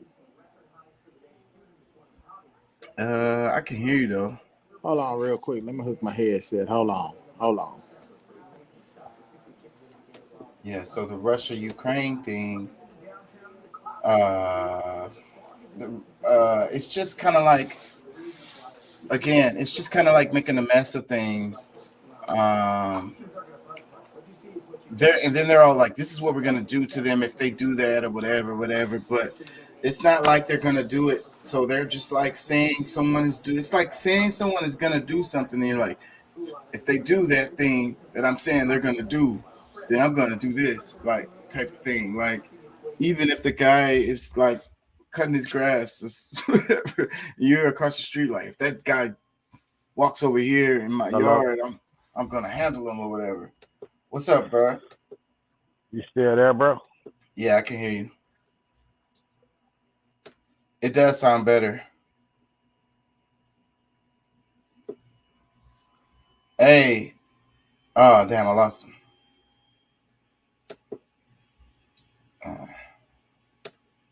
Oh, he's back. Yeah, what's good with you? Yeah, I'm good, man. I had That's just what's up. a minute ago, I played a video about the kid who did the school shooting, and the parents seemed like they was on the run and stuff, and they're charging the kid and the parents. What you think about that story? Yeah. Say, man, I saw that. I saw that, bro. And boy, it seems like every time I get on here, I be rough, man. I just come off my little tour on the road. That's all But right, man. You look good. yeah, but man, I saw that, man. And let me say this: the parents and the children both look crazy as fuck in my personal opinion. I know that there's people out there that may say the parents should not be charged or this or that, but just following the story and with my wife working in the school, they get these reports, and come to find out the parents didn't pay attention to some underlying issues that was taking place. I think he had made some threats or this or that. I don't really know the whole backstory, but it's sad, man. Most people will probably say the parents shouldn't be charged, but I mean, I think that if we do start holding parents a lot more accountable, maybe some of this shit will stop. You know what I'm saying? I mean, because at the end of the day, bro, I'm a very active father in my children's life. Yes, I'm gone away at work, for 6 or 7 days a week. But when I'm here at the house, you know what I'm saying? I'm all daddy. You know what I'm saying? Like, I get up in the morning, I prepare their breakfast, I prepare their lunches, I prepare my wife's breakfast, her lunch, I pack her bag. I know what she's got in her bag. I pack my kid's backpack. You know what I'm saying? Homework or whatever that's left on the table, I organize it. If it's my son's, I put it in his folders. I load up their backpacks. I know what they're taking out of this house. Right. You know what I'm saying? So that's what I'm saying. For the 2 or 3 days that I'm at home, I know. And it's about, there's a lot of parents that say, oh, well, we work and this and it. Say, man, my wife and I both work. I haul liquid hydrogen for a living across the country. My wife works in a middle school. She works a full-time job, you know what I'm saying, from 8 to pretty much, she don't make it home till 5 o'clock. So from 8 to 4:30, she's at work, you know what I'm saying? So, and she still comes home, you know, come home, cook dinner, do homework with the kids, you know what I'm saying? Talk to the kids about their day, you know, it's about what you do in a day. It's about what matters to you, you know what I'm saying? Like the old folks have always said, things that are important to you, you will make time for. You know what I'm saying? And I just feel like parents nowadays are just so distant out of their children's life, bro. It's just it's crazy. And the reason I can say that is because my daughter is middle school, and when her friends come to the house, they see how I interact with my daughter. You know what I'm saying? They come to the house, bro, and I'm like, I give her, I don't care because her friend, I give her a hug, I give her a kiss, we wrestle and fight and play and talk, you know, talk shit to each other in here. You know, I prepare lunch for her and her friend. It can be, man, it can be 10, 15 kids in my house. You know what I'm saying? I prepare lunch for her and her and her friends, and you know, and I play and I wrestle with them. I take them out, do things together, bro. And it's just every one of her friends that have ever came to the house, they're like, oh my God, like they tell my daughter all the time, you should be thankful. Like my dad never does this for me. You know, my dad works a lot, and then when he comes home, he doesn't want to be bothered with me. You know what I'm saying? Like I work a lot. You know what I'm saying? I'm pushing 100+ hours a week. You know what I'm saying? Like I work a lot, but when I come home, I don't bring work home. I leave that shit where it's at. You know what I'm saying? Like when I come home, I'm about my family. If I get home at 4 a.m. during the week, I stay up. I get home, I take a shower. You know what I'm saying? I'll, you know, chill out till about 5:30, 6 o'clock. I get in here, like I say, make their breakfast, get them up, get them ready for school. You know what I'm saying? My 8-year-old, I get him in here, brush his hair, lotion him down, you know, help him brush his teeth, make sure he's brushing his teeth right, you know, get their lunches packed. So I'm tired as fuck, bro. I got home yesterday, Wednesday.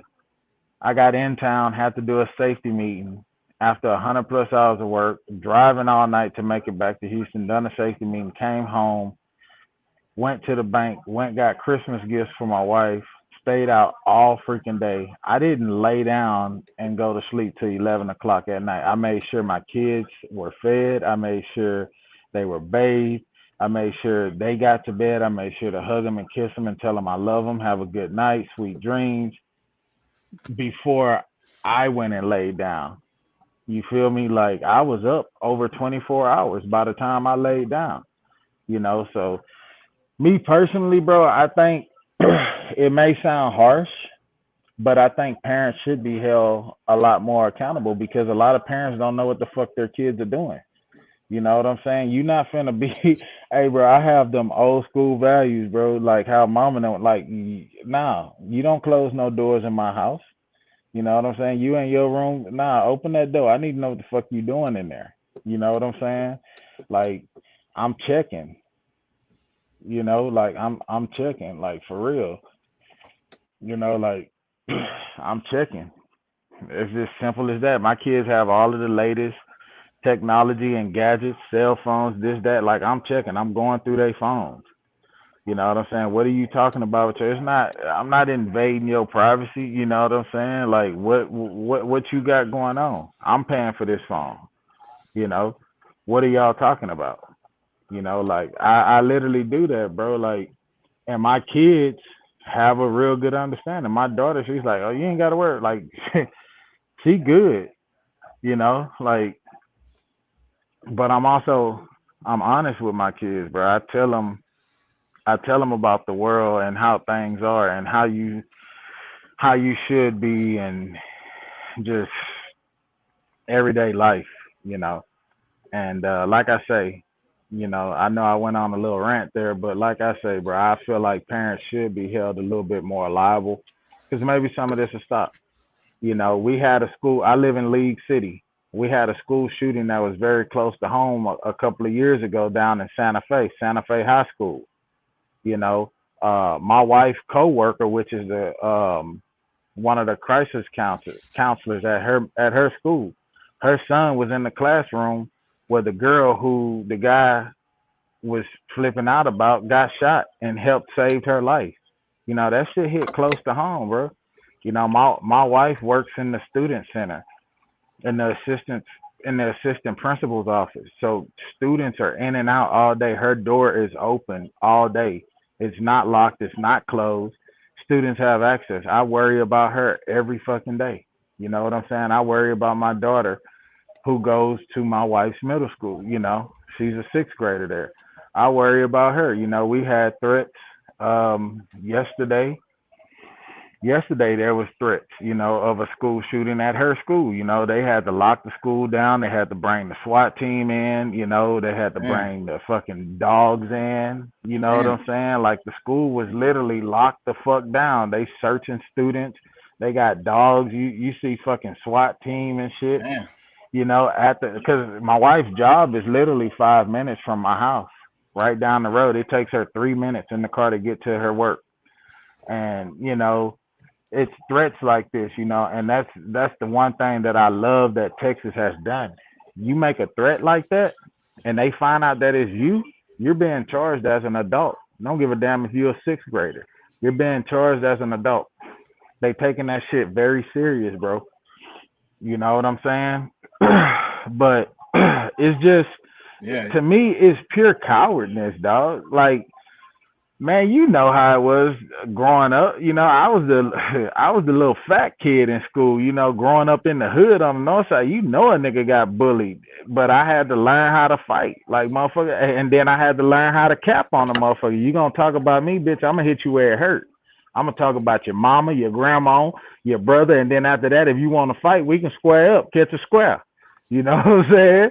You know, put your hand on the hot dog stand, nigga, because I'm a damn sure slap your mama. You put your hand out there, I'm finna slap your mama, nigga. You know how we did it in the hood.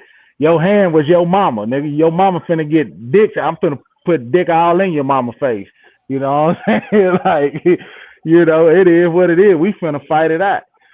You know what I'm saying? That was after getting your ass whooped a couple of times. I can't tell you, I got my ass whooped plenty of times in Tidwell Park, goddamn, and had to walk that shit off because I couldn't come home to you and Leafa because I know y'all was gonna beat my ass and make me go back out there and find the nigga and fight the nigga. Like, nah, shit, nigga, we finna get with it. But we fought, nigga. We used our hands, nigga. You know what I'm saying? Whooped your ass, and after that, we was in the cut, sneaking, smoking weed together, doing something. Yeah, it was it. Like, nigga, I whooped your ass. It is what it is, bro. And we might as well be friends. We didn't already fought. We might as well be friends with each other. But now it's about they coward, bro. These kids are cowards. They are cowards. They to me, if you ask me, a lot of these kids suffer from, and I hope I'm saying this right, but they suffer from Asperger's. You know what I'm saying? They're socially awkward because their parents allow them to stay cramped up in their room playing a fucking video game, playing Xbox Live, talking to somebody through a fucking headphones and microphone. Like, nah, dog. You know what I'm saying? We got outside. We got active. You know what I'm saying? Like, if somebody came and told mama that I was in some shit, more than likely I'd done that shit. I was guilty as charged, nigga, because we was outdoors. We was doing whatever. You know? These kids don't do shit, bro. They sit, like, they don't even know how to, like, dog, I see this now, like, grown men don't even know how to talk to women, man. Oh, can I get your number? And they're texting them. I'm not finna text you. I hate texting. I can't, I'm not no 1,000 word a minute ass person. I'm finna call your ass. I'm finna mind fuck you real quick. You know what I'm saying? Like, I'm not finna text you. You know, it's just the society that we're in, man. And your voice has to be louder than the world, and you gotta know what's going on with your children. You know what I'm saying? Like, you have to sit them down when they come through the door. You know what I'm saying? There's sometimes my daughter, and my wife works at the school with my daughter. There's sometimes my daughter come through the door, then she got a frown on her face. She walking flat footed, stomping out. Hey, what the fuck your problem? What's going on? Talk to dad. What happened? We can talk about this, but what you're not finna do is go slam a door. Let's talk. What happened? You know what I'm saying? And I'm gonna give you the real about it. Like, it is what, like, I want to know what happened. Communication is key. And I think that I agree with you about them holding the parents accountable, because that's what they need to do as a deterrent, because these parents need to know what the hell they're doing. And a lot of times it's not having a gun secure. So many different things happen for your kid to go shoot up school and you not know nothing about it or whatever. Come on now. Or couldn't have prevented it. You should. Why was the gun not locked up or whatever? You know, a whole lot of questions. Why you didn't know what the hell your kid was doing? Your kid wasn't. Have you been paying attention to your child? Do they seem like they want to kill people and shit? Do they need counseling or something? Like, seriously. Yeah. And man, I'm gonna tell you something else. This whole bullshit about getting off on insanity. I was insane. I was bullied. I was this. I was that. Say, man, that's premeditated murder. Because if somebody bullied you or was bullying you for all of these months and Sundays and years or whatever, which have you, and you go home and you know your parents have weapons that you have access to, you can go unlock the gun safe, and you put a gun in your backpack and you come to school with a gun in your backpack. Are you come to school, or you leave the house early and plant the gun on the property of the schoolhouse? How in the fuck do you get off on insanity? That is premeditated fucking murder, bro. You have thought this shit out. How in the fuck are they getting off? That ain't no insanity. You know what I'm saying? And that is not insanity, bro. That was premeditated. You thought about this shit. You feel me? You went home and you know that your parents have guns in the home, and you know the way to solve to shut these motherfuckers up that's bullying you, or that's picking on you, or that's capping on you, cracking jokes, laughing at you, and this and this and that. You know in your mind, okay, I'm gonna shut this motherfucker up, and you go home and you wake up extra early and you take a gun out the gun safe, a loaded gun, you know what I'm saying? Like, come on, dog. You coming into school with an AR-15? Ain't no way you walking on campus with an AR-15 or an AR-10. There's no way. That gun is too big. So it's premeditated. You're planting these guns on the premises. Are you breaking these guns down? These little kids are smart enough. And that detail, that's premeditated murder, bro. I think that detail is important in the fact of the matter of, a lot of people's argument is always like, well, the security this, security that. You know what I mean? Why they didn't check his backpack, or how did he get in with the gun? They can't say that. They can't say that because, see, look, people have been lobbying, especially in states like California, Colorado, Oregon, Washington State, all of the, Nevada, all of these different places. They have been lobbying to get campus police off the property because they say that it's an intimidation to the children. Yeah. So you're taking campus police, the protection, the security, you're wanting to remove them from the premises of the school. People are lobbying about this. But listen, you know what I'm saying? This is a real thing. But my point is all that there's no metal detectors in these schools. You do need a certain level of security. But my point is that the problem has to be fixed in the home. It's a home problem. So if you want to fix it, then you need to go, go into these people's homes. Not really go into their home, but that's what you need to be. Your focus is. You get what I'm saying? Prevention, because the security at some point, the security ain't gonna be enough.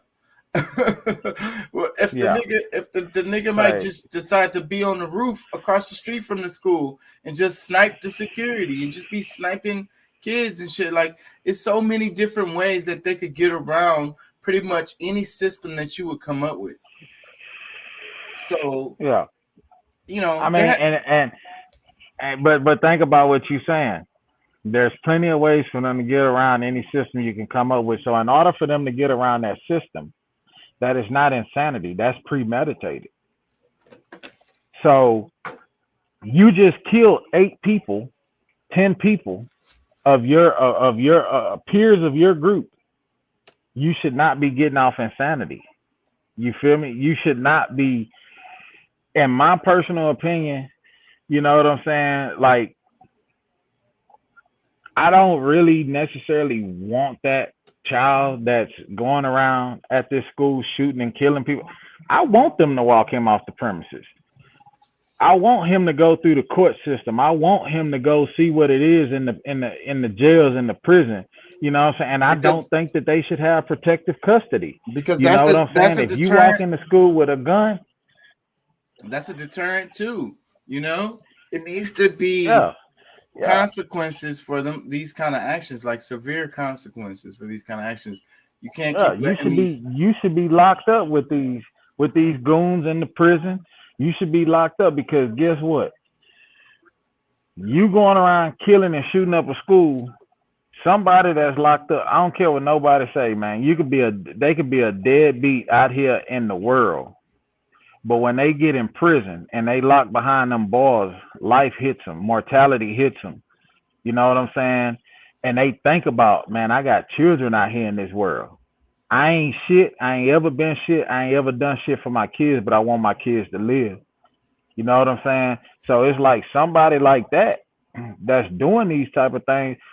Why put them in PC?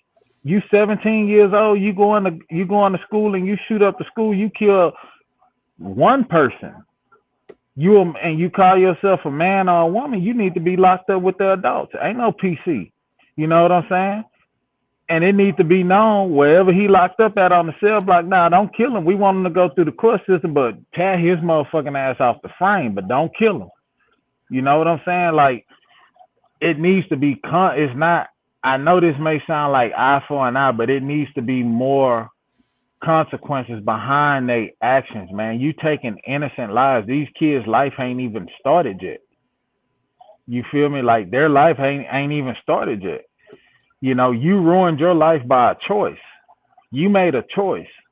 So your life is, at that point, is in the hand of the justice system, which the justice system is, with the systemic racism and all of the bullshit that's in that system, they getting away, in my opinion, scot-free. I worked in the penal system. I worked at the prisons. You know what I'm saying? You get off on you kill 8 people and you get off on insanity. Guess what? They're not in a regular prison. They are in a psych ward prison that has AC, heat. They eat the best. They get the best medical around the clock medical. They get the best medications on the market that people out here that work every day can't fucking afford to get. You know what I'm saying? People out here that's got real fucking problems with depression and anxiety and all of these things can't get their hands on. They get it locked up in the prison system. Like, you know, it's just, to me, it's ass backwards, bro. Like, it's ass backwards. This world today is just it's ass backwards. You know, somebody like that, you know, you should get life in prison to think about what you have done. You know what I'm saying? Or you should do 30 years on death row to think about you done murdered these people. Their life didn't matter when you was doing that. You should get 30 years. You got to live 30 years knowing one day you got a day you gonna die. You know what I'm saying? Like, it's just, as crazy as that may sound, bro, that's just how I feel, man. Like, you know, these kids, they resort to just going out here and doing, and that's, you know, and I can't even, if I'm gonna speak on that level, I can't even just speak about in the school systems. I gotta speak about, you know, in the neighborhoods. You know, these kids that's just, you know, this society of kids nowadays that's just pulling guns and rather than handle a situation through communication or just fighting.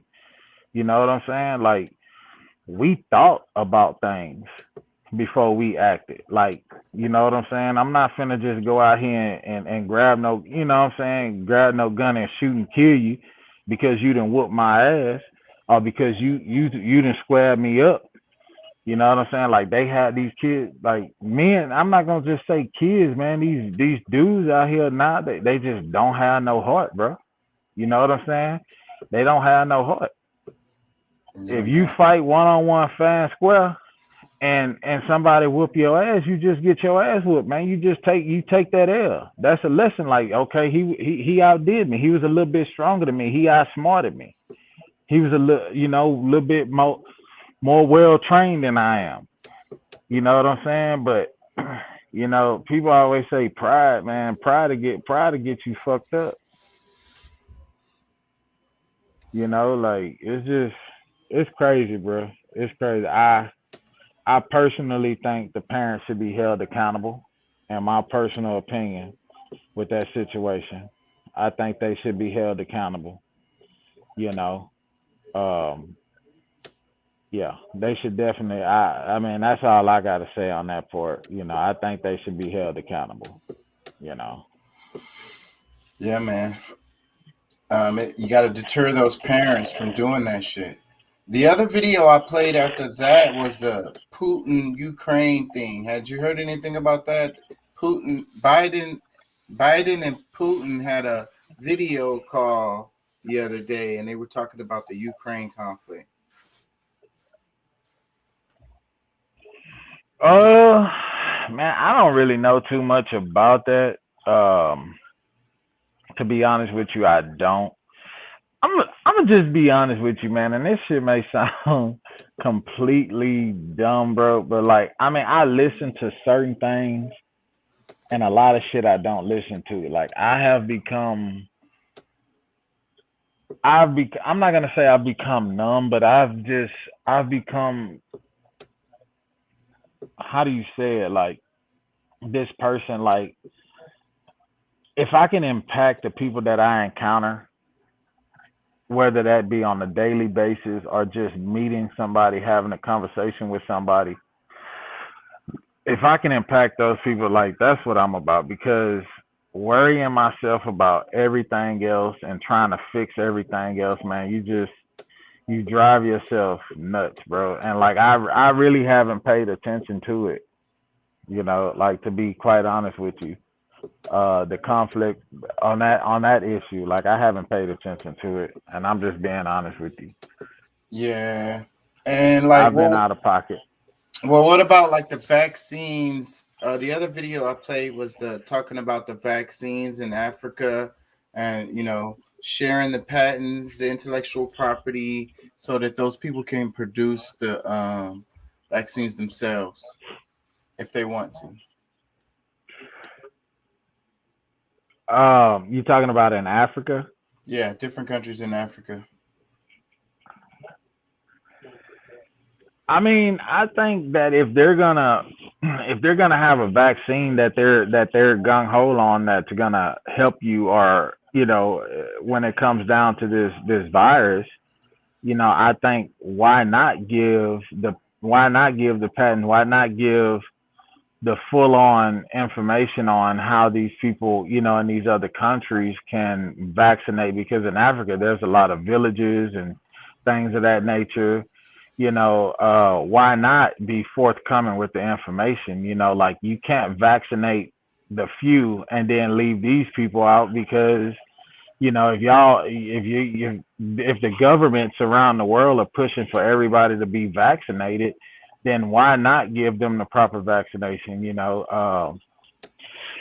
I have my own take on the whole vaccination deal. You know, my views are not, I guess, you know, are I would say popular, because a lot of people feel that I'm dumb as hell, that I have not taken the vaccine. But for me, I'm not taking it. You know, I don't want to take it.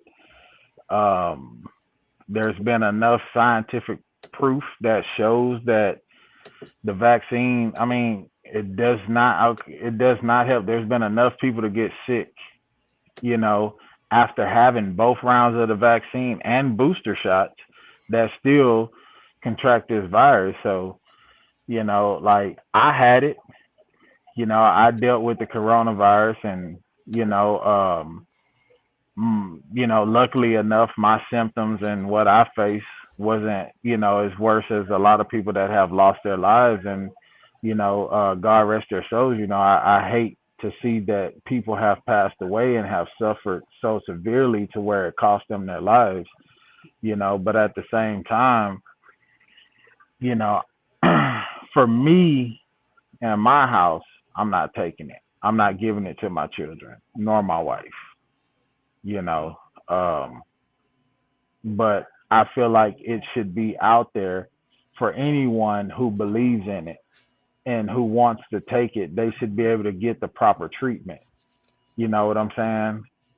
The way I feel, that's my take on it. Anybody that believes that I this 100% is agree with you. the power that be that's gonna, the people need to, the households need to make the decisions on their own, and you can't do these mandates. They just, another video I played earlier was the mandates, the Biden mandates. The lower courts kicked them hoes out and called them unconstitutional. How you could, the specific one they was are.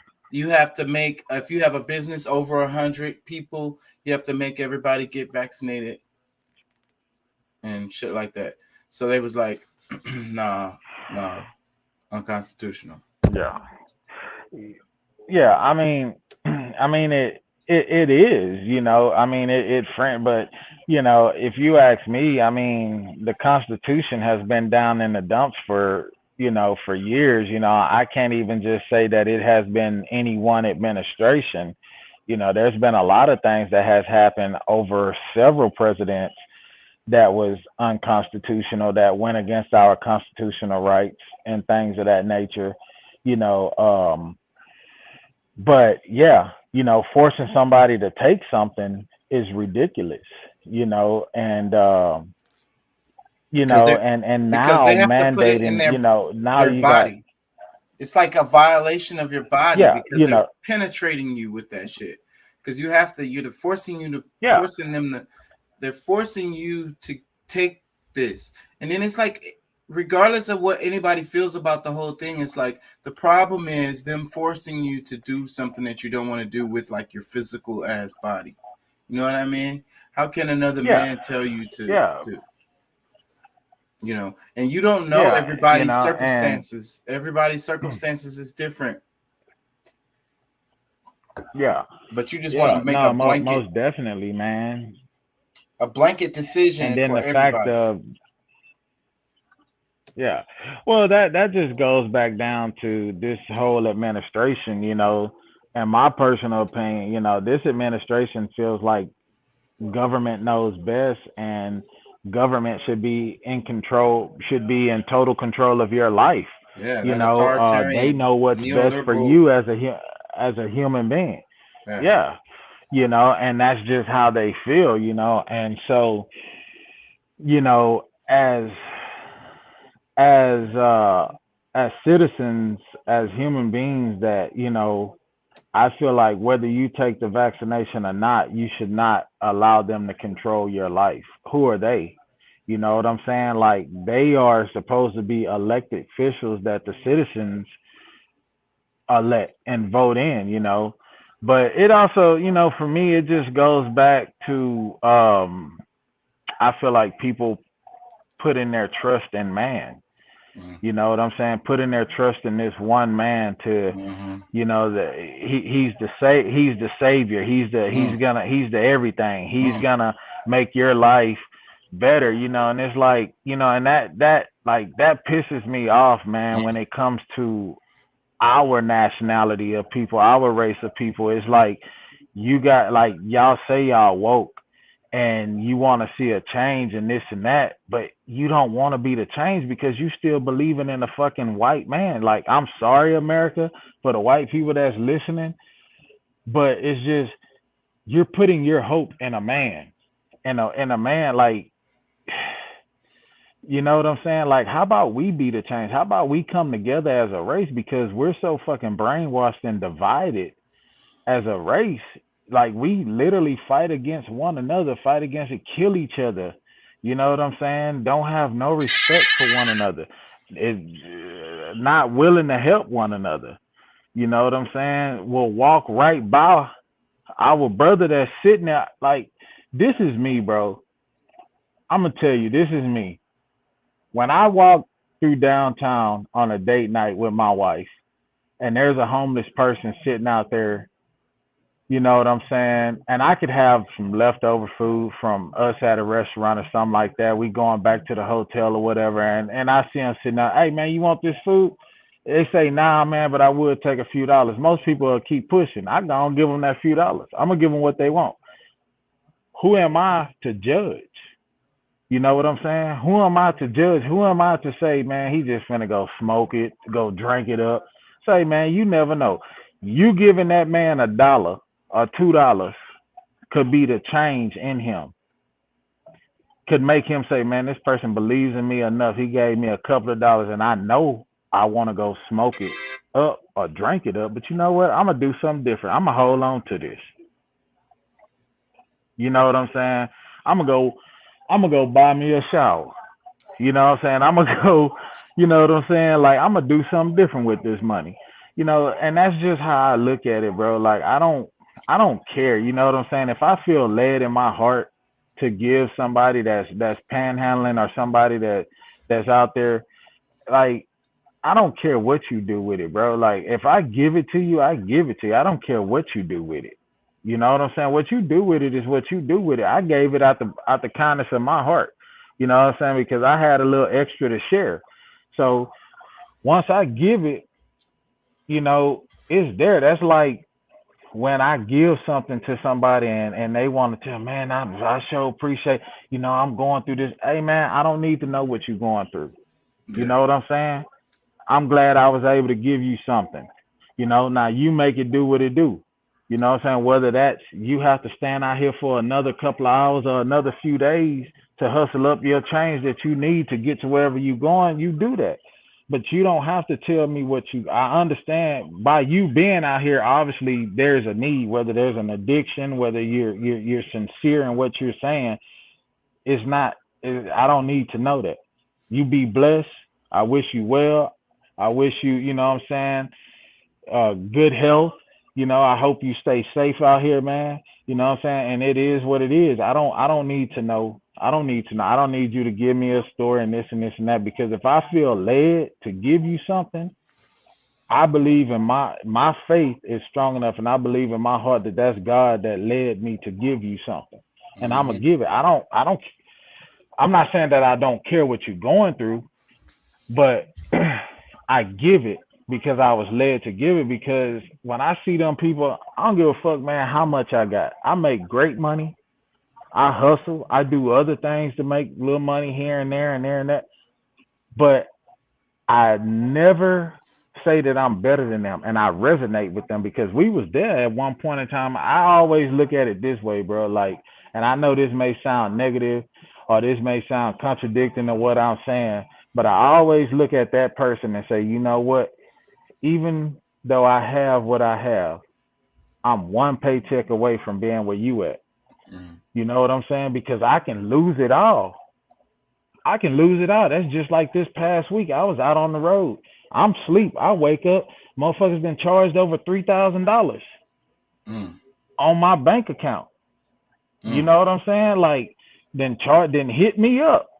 Motherfuckers buying iPads and this and this and that. And that's what made me really be like, man, y'all some dirty motherfuckers. I could see if you was buying food, groceries, or trying to get toys for your kids, but you buying iPads and shit, motherfucker, you got me fucked up. Nah, we finna go and dispute this. Hey, look here, close that out. That wasn't me. And I hope y'all catch the motherfuckers that did it. Yeah, for real. You know what I'm saying? I hate people who still like that. Yeah. Hey, check this little clip out right quick. You know, check this clip out. Let me tell me what you think. What's up? Yeah.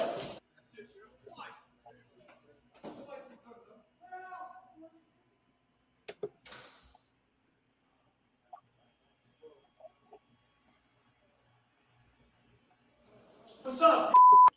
Yeah, we don't have to watch it again. What you think about that? That shit bring. I'm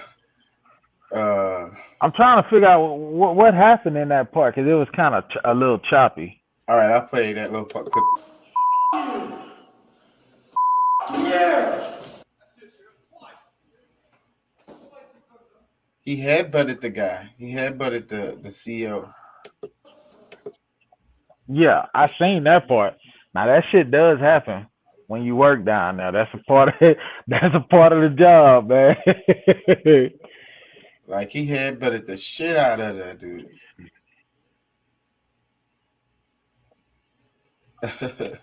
Oh yeah, Smollett. Actor Jussie Smollett was found guilty on Thursday of staging a hate crime against himself.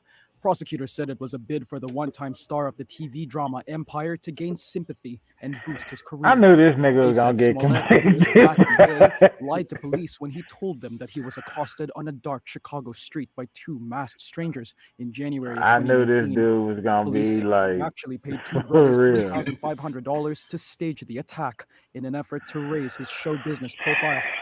Special prosecutor Dan Webb described the actor's account of what happened as ridiculous.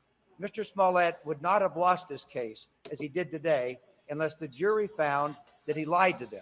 And so that was something that I was very proud that this jury came to the conclusion that he's guilty, and the fact that he came up with a completely ridiculous story to explain his misconduct. The jury found Smollett guilty of 5 of 6 counts of felony disorderly conduct, one for each time he was accused of lying to the police.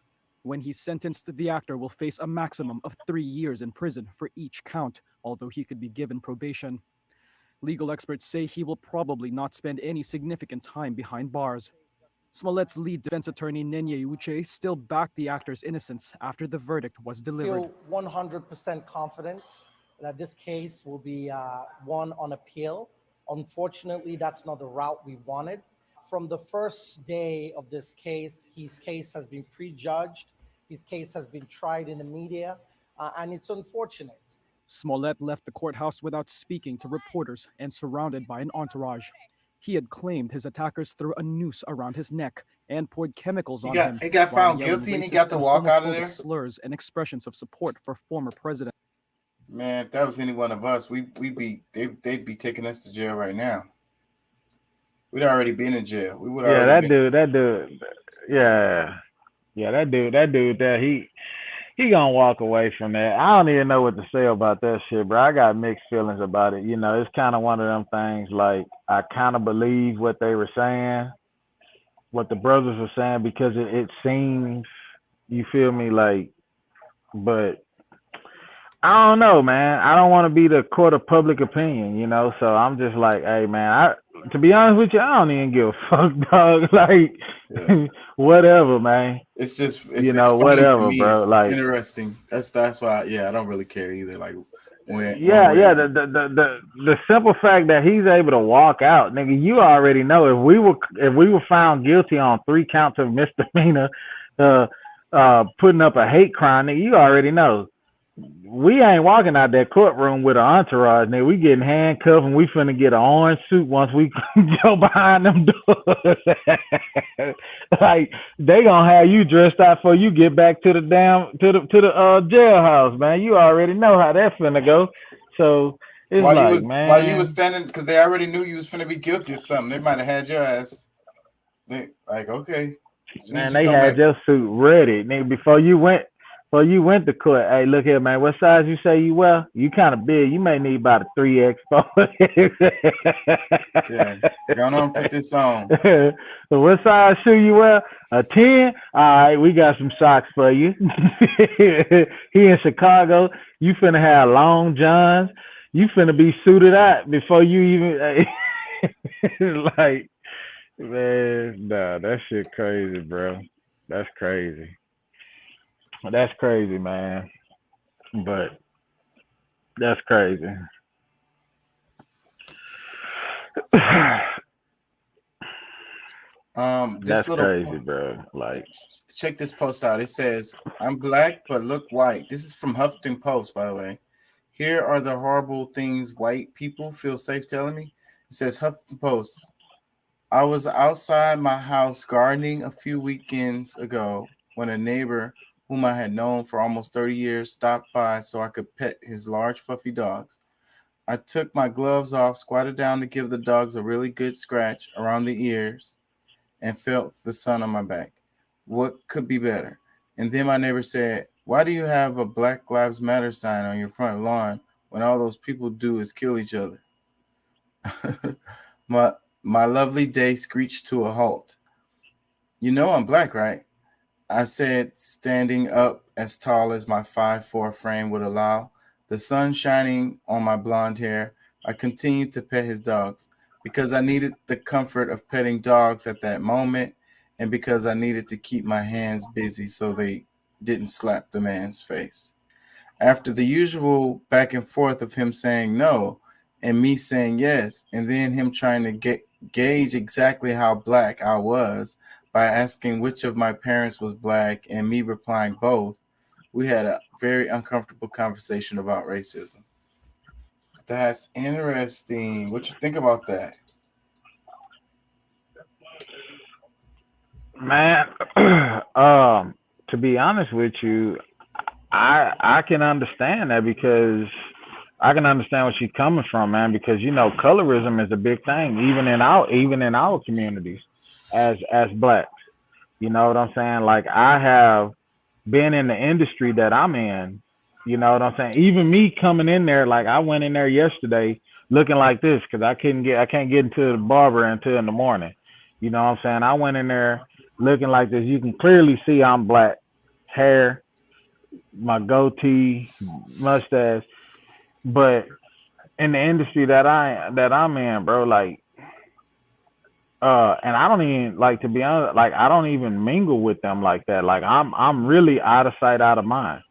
And I get treated a lot different because of my lighter skin tone than my dude that's, he chocolate, like, dude darker than me. You know what I'm saying? So, and I've experienced in the workplace, you know what I'm saying, of them feeling a lot more comfortable talking to me about certain things or coming to me about certain things than they would somebody that's of a darker skin tone than me. You know what I'm saying? So, and me personally, I take that to, I don't take it as a compliment or nothing like that when I say this, but I take it and I use it to my advantage because it helps me to see who these people truly are. You know what I'm saying? Like, I want to see who you truly are. You know what I'm saying? And see, for me, if you're that one white guy that say, I ain't racist, my best friend black, like, you got one black friend, that's your best friend? Come on, dog.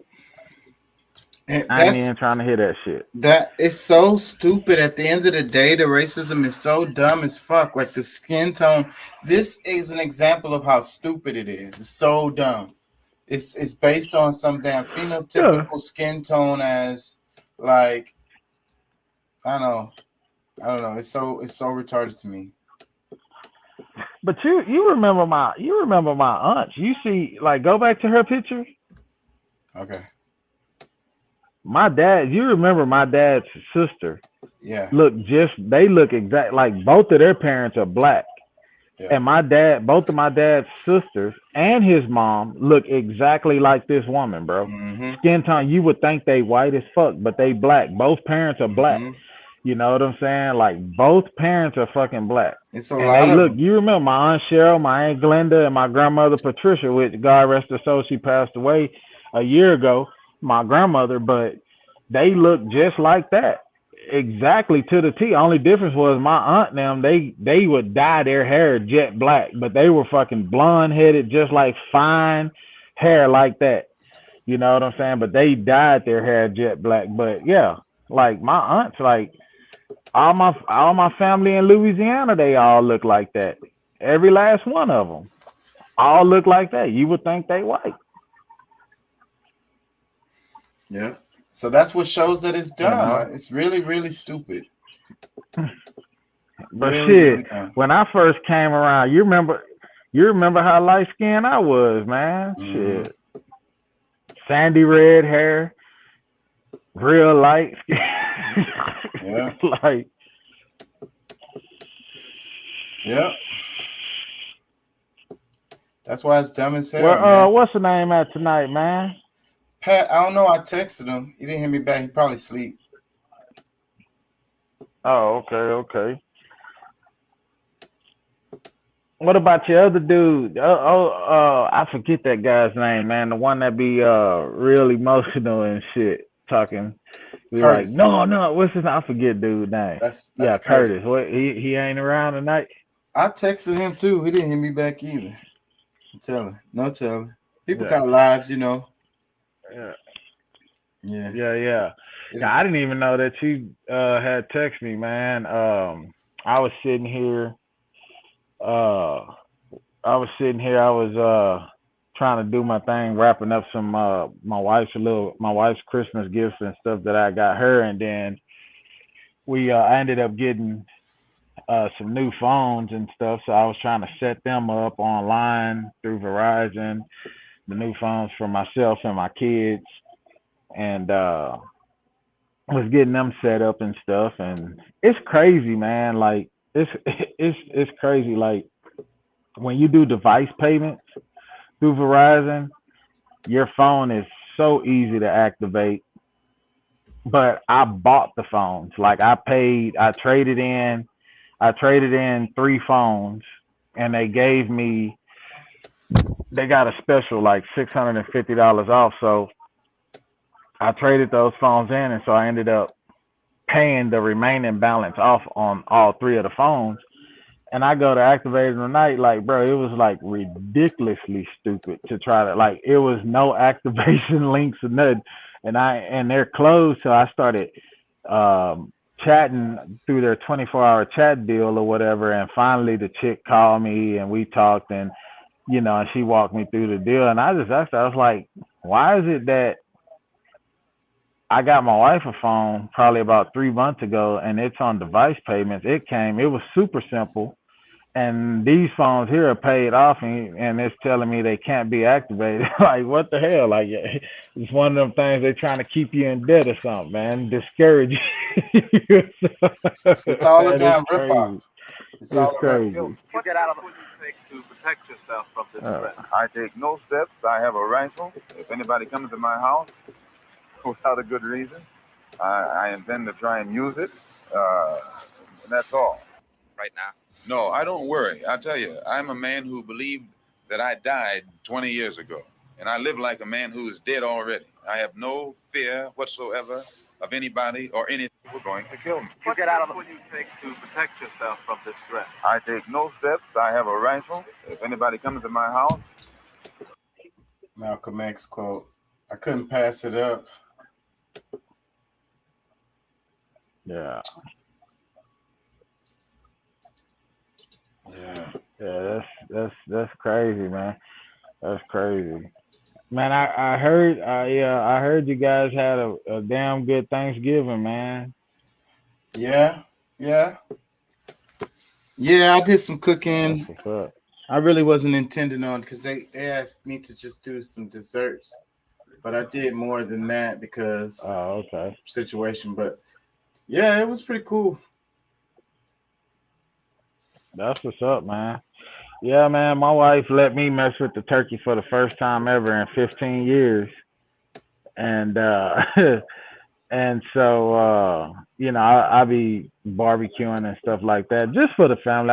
I do it for the wife and the kids and like company when we have gatherings and stuff like that. And so she was like, I don't know if I want to do the turkey in the oven. I was like, I'll smoke it. And she was like, what? Because I ain't ever messed. I'm like, yeah, it ain't nothing but a turkey. It's just like chicken, take a little bit longer, a little bigger. So we injected it. She made a house marinade here at the house and injected the turkey and done a little dry rub on it. And I I put it on the pit, smoke, indirect heat. You know what I'm saying? I let it smoke. Sucker it came out immaculate. She was like, oh my God, I think I'm gonna have to let you keep doing this, you know, every year, because it came out tender. I mean, it was literally, when I went to take it off the pit, you know, it was falling apart. Like the breast was coming apart, you know, the juice was running. It came out phenomenal, bro. I was proud of myself. Like, It sounds you know good. what I'm saying? And they loved it. So yeah, I did that, and she did a ham in here and stuff like that. But yeah, man, it was nice, bro. Like, we didn't have anybody over for Thanksgiving. Like, I cooked the turkey the night before, and my wife got up the next morning and finished off the ham and the yams and cabbage and dressing and macaroni and all that stuff. And it was just me, her, and the kids, bro. We sat here at the dining room table, man, and just we ate and laughed and joked, just me, her, and the kids, and, you know, joking on each other and just kind of ranking on each other, and just had a good little time, man. And then a cousin of mine called me to come through, so we ended up going over there and hanging out with them for a little while. But yeah, man, it was real chill, bro. Real chill, real peaceful. Yeah, our group wasn't Didn't that do much large of either, nothing. but it was special because Tariq was there. So yeah, so I did have a good Thanksgiving because Tariq came. We spent like 2 That's what's weeks up, with me. man. Yeah, and That's I ain't what's seen him up. in forever. I ain't seen him in like 3 years or some shit. Oh, okay. That's what's up, man. That's awesome. That's a blessing right there. Yeah, he taller than me now and shit. He grown. 19. Yeah. Got Man. a job. He worked construction. Okay. Damn it, that boy doing the real manual labor. Yep. Yeah. That's what's up. Yeah, it is what it is, man. I was gonna ask you something and I freaking forgot what it was. Totally lost it. I was gonna ask you something. It's gonna come back to me. Can't remember. Hey, man, I didn't know that dude from CNN, Chris Como, what's his name? Chris Como? Yeah. Cuomo? Yeah. was being brought up on sexual assault charges, man. I know his brother did, Cuomo, the governor of New York. That's crazy, man. Yep, they're coming at his ass too now. I already lost his Yeah. job. Now he finna liable to get in trouble. Yeah, you know CNN gonna let you go after something like that. They not finna have you on their network. Yo, man. You know, but he was one of the Crazy, highest. bro. He was the highest. He was the highest paid anchor on CNN. He drew their biggest crowd. Yeah. Man, that shit don't care. When something like that come out, bro, they finna let you go because they don't want to seem like they're supporting you. You know what I'm saying? They're gonna let you go. You know what I'm saying? They're gonna let you go before it even comes out whether you're innocent or guilty. So, especially on something like that, you know. Especially on something like that, they're gonna let you go. Yeah. Yeah, I wanted to. At least that's the way I feel.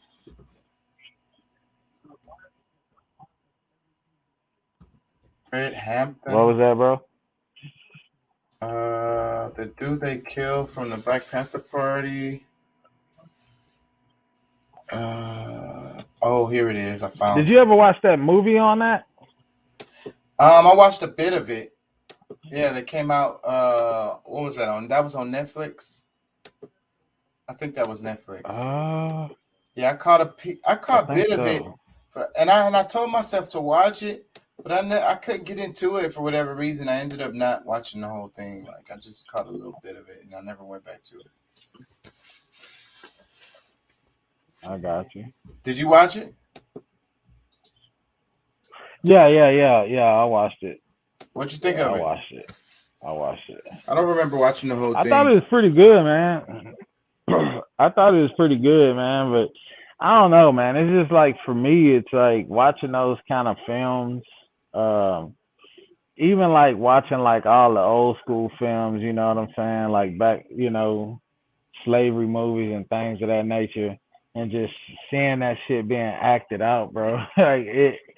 I get so angry watching that, man. Yeah, it do something to you. Yeah, bro. it make you so mad, bro. I think that movie was designed to make you hate that guy, the FBI informant guy, because right when you walk away from that movie, you really hate that guy, right? The black guy who was the one who the cop, he caught a case and the cops made him into an informant, and he went in.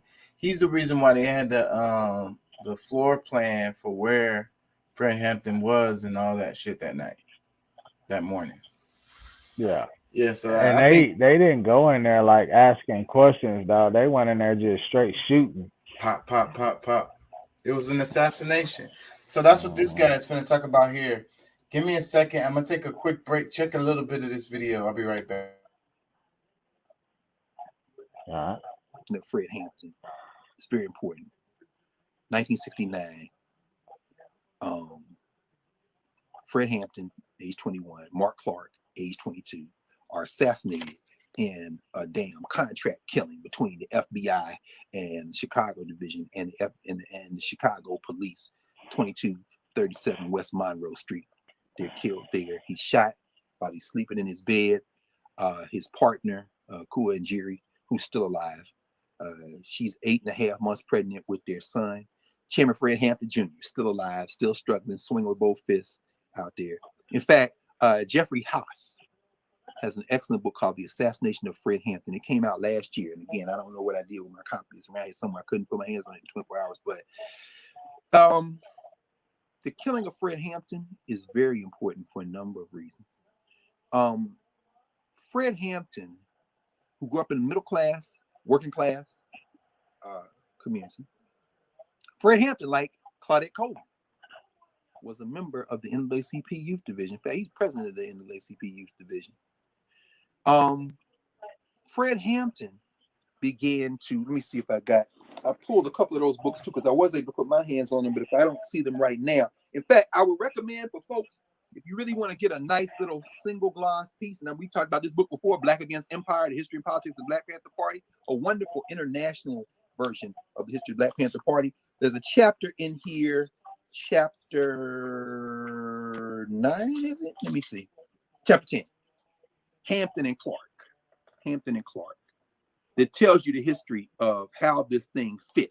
It's very important to understand because Fred Hampton, charismatic, well-spoken, no drugs, didn't drink, this kind of thing.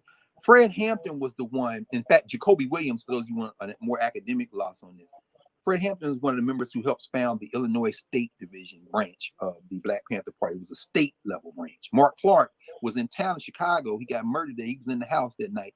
He was the head of the Peoria branch, Peoria, Illinois. You know, Peoria, Illinois was also the birthplace of Richard Pryor, who's only about 7 years older than Mark Clark. But at any rate, they were all there for the meeting they were having, the Illinois State Division. Jacoby Williams wrote a very good book called From the Bullet to the Ballot, which talks about how they're trying to build coalition politics. So just like in Detroit, where you have black kind of bourgeois, like Judge Crockett, who is trying to defend those who were attacked from Republican New Africa. There was a shootout between Republican New Africa and the police.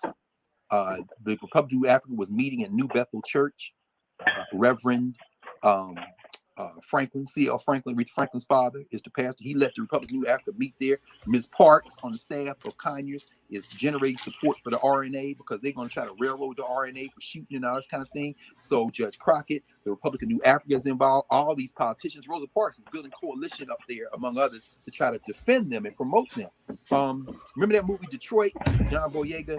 I'm like, man, what they don't show you is that in that, what happened in Detroit when the police raided that after hours joint and shot up the place, killed these black singers, performers, kind of thing. Again, white girls involved in the mix.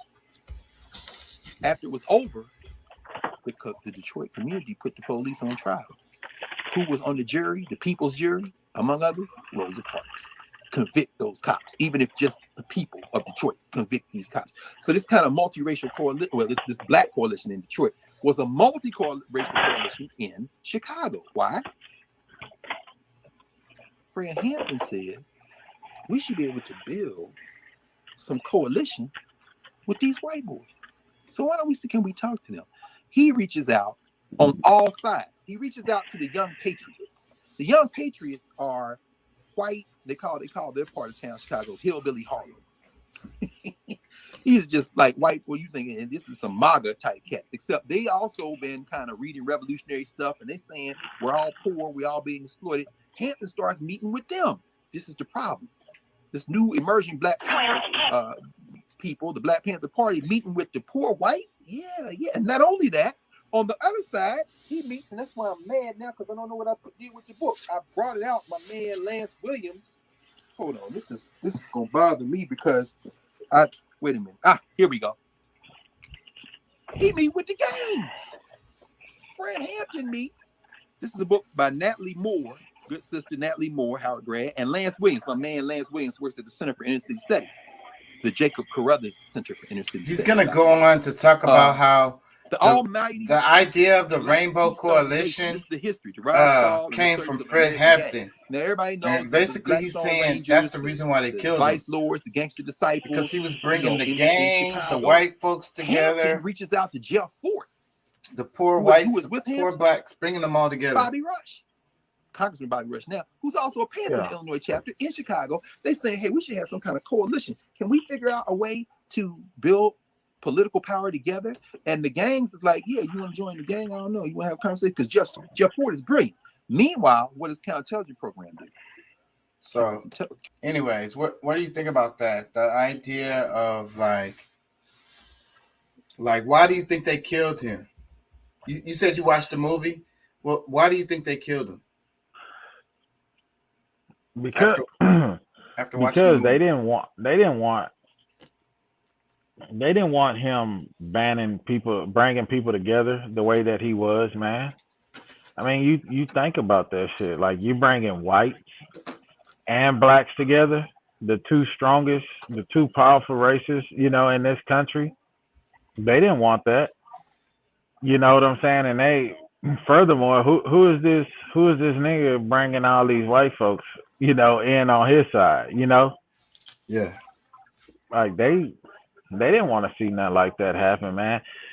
It's crazy if you think about it. And our present day, well, let me say in my present day, I think about the late great Nipsey Hussle. Look at what he was doing. He was branching the hood. You know what I'm saying? Of LA with Silicon Valley, which is the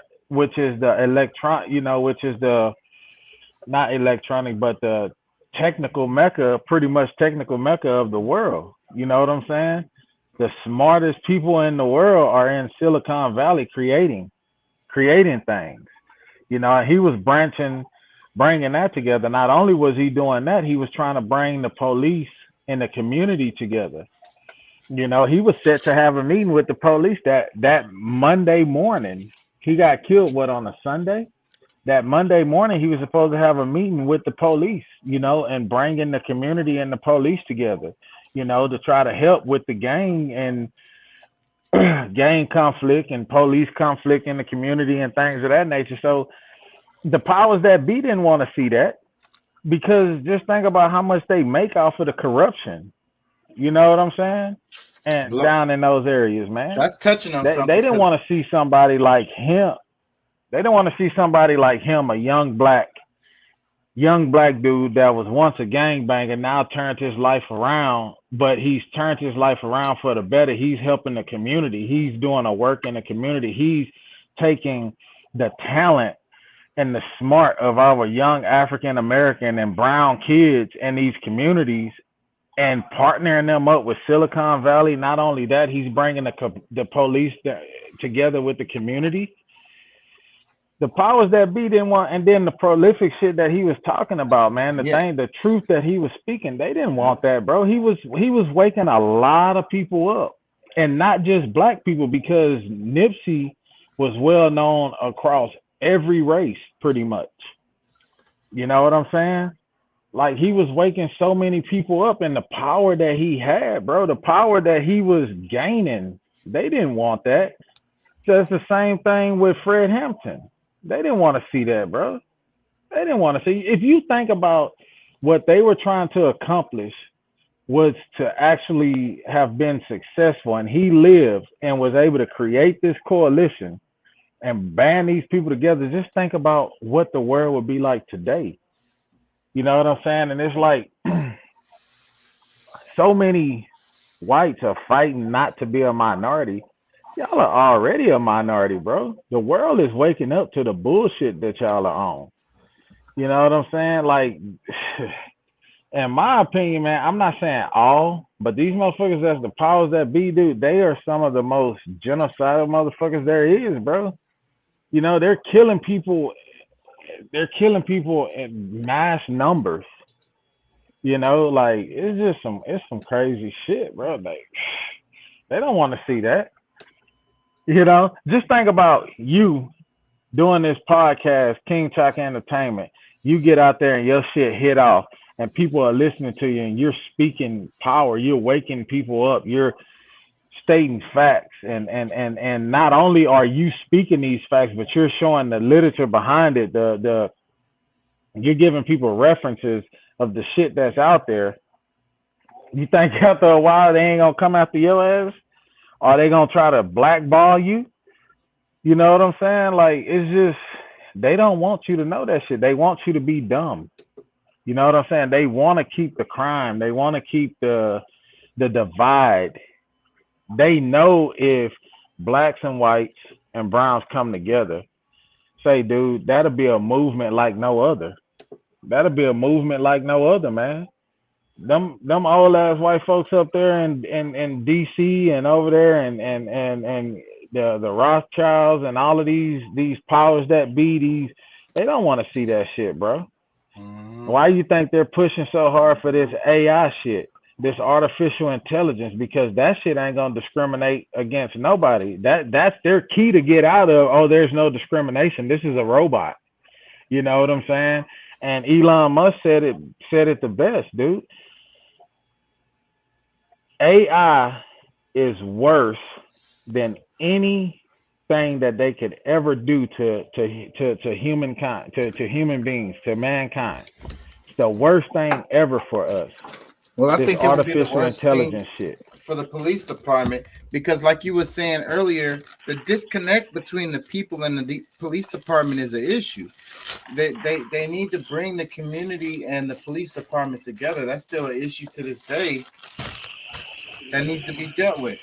But if you make the robots, if you make the damn police into robots, then how connected is the police, you know, the people going to be with the police, you know? The police need to be community. And then they creating these robots. They creating these robots not to miss. And then they creating these robots to be able to chase your ass down. Not only that, if you try to run, them motherfuckers, they gonna shoot you on sight. You think about it. This shit is gonna they're trying to turn this shit basically into, if you ask me, a Squid Game. Red light, green light. Like, red light, green light. Stop! I said stop! Stop running! The police! This is the police! Stop running! Stop! Shit, ain't gonna be none of that. Stop running, nigga. You fan. Only thing you gonna hear is gunshots going off, and you better hope you got some moves to duck and dodge them motherfucking bullets. Damn efficient ass robot shooting at your ass. What do you think about this? Hell yeah. The U.S. Senate passes bill to overturn vaccine mandate. Did we talk about that earlier? Because I talked about that earlier in the show. I don't know if I talked about it with you. We did. Okay. Yeah. We hit on that. Yeah, that shit is that's stupid, bro. That's stupid, man. What about this? You can't infringe on people's rights. Cost for Pulmicort asthma inhaler, $0 in Canada. That's where is that? That's UK. The UK. $33 UK, in Europe, Canada, UK. and $311 in America. It says, I'm sick and tired of the pharmaceutical industry continuing to rip off the American people. It's long past time to end their greed. Yeah, what you think about that? I've been spoke against that. I think it's fucked up that we are the greatest nation, supposed to be the greatest nation in the world, but we're the greatest nation in the world, but people in our country citizens can't get health care. You know what I'm saying? But it's almost like this too. They're mandating vaccinations on us as citizens, as Americans, but they got open borders, and you got these people coming in from all over the fucking world that aren't vaccinated. But you're gonna enforce us to be vaccinated. You know what I'm saying? Yes. It's just, dude, it's really crazy. It's ridiculous, bro. Like, the ridiculous. medications should not be high. But the thing about it is, there it goes again. I think we as a people are gonna have to stand up and band together and fight this shit, bro. As long as we stay divided, they're gonna continue to do what the fuck they're doing to us. They're gonna continue to charge you $311 for it. I know. I can take my iPad over to the drawer right now and show you the asthma medications my son is on. And I got damn good medical insurance, and that shit still hit me. You know what I'm saying? It's still like, even with the insurance, it still hits me for like $150. You know what I'm saying? $200, depending on, which, how strong it is, if it's the everyday Symbicort inhaler or if it's the steroid inhaler, you know what I'm saying? If it's the rescue inhaler, I'm pretty much paying the fucking full price. I may get like a few dollars off, but I'm paying the full price because it's not the fucking generic brand. You know what I'm saying? It's the full-fledged Symbicort. You're paying for that name, dude. And the pharmaceutical industry, they know that, but as well as that's why they want to keep us sick. They want to keep you sick. You know what I'm saying? And the thing, to me, in my personal opinion, bro, I think it goes beyond greed and financial gain. I think it boils down to population control. Because if you have this many people so sick and they can't afford these medications, guess what? They're gonna die. They're gonna die off. You feel me? They're gonna die. They can't afford these medications. You know what I'm saying? And then on top of that, so if they can't afford the medications, more than likely they don't have the income to go out and purchase the healthier foods in the supermarkets. So they're eating bad as fuck. They're buying all of the processed foods, processed lunch meat. They're not going to the deli and buying real turkey breast that's $7.99 a pound. Nigga, they buying fucking Carl Budden's turkey that don't even look like turkey. This shit look like potted meat that's cut thinly sliced. You know what I'm saying? And that's like I tell my kids, bro, like, y'all don't know what it is to struggle. Do you realize what I sacrifice every day for you? Like, my kids, they eat and I'm not bragging by no stretch of the imagination, bro, but they eat deli lunch meat. If they have to take a sandwich for lunch, it's deli sliced chicken breast, deli sliced turkey breast. You know what I'm saying? Like, they ain't eating the shit that we grew up on, nigga. fucking You should spend money.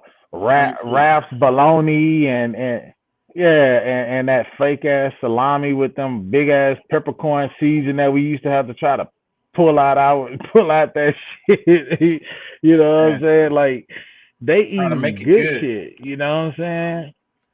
Yeah, they eating good, bro. Like, you know, it's like, so I think it's, I think people look at the financial part of it, but in my personal opinion, it goes beyond that. It's a way to control the population. Look at how many people are dying on a daily basis that has fucking uncontrollable chronic diabetes, that's dying from cancer, dying from all of these fucking diseases because they don't have the money to go to the doctors. They don't have the money for chemotherapy.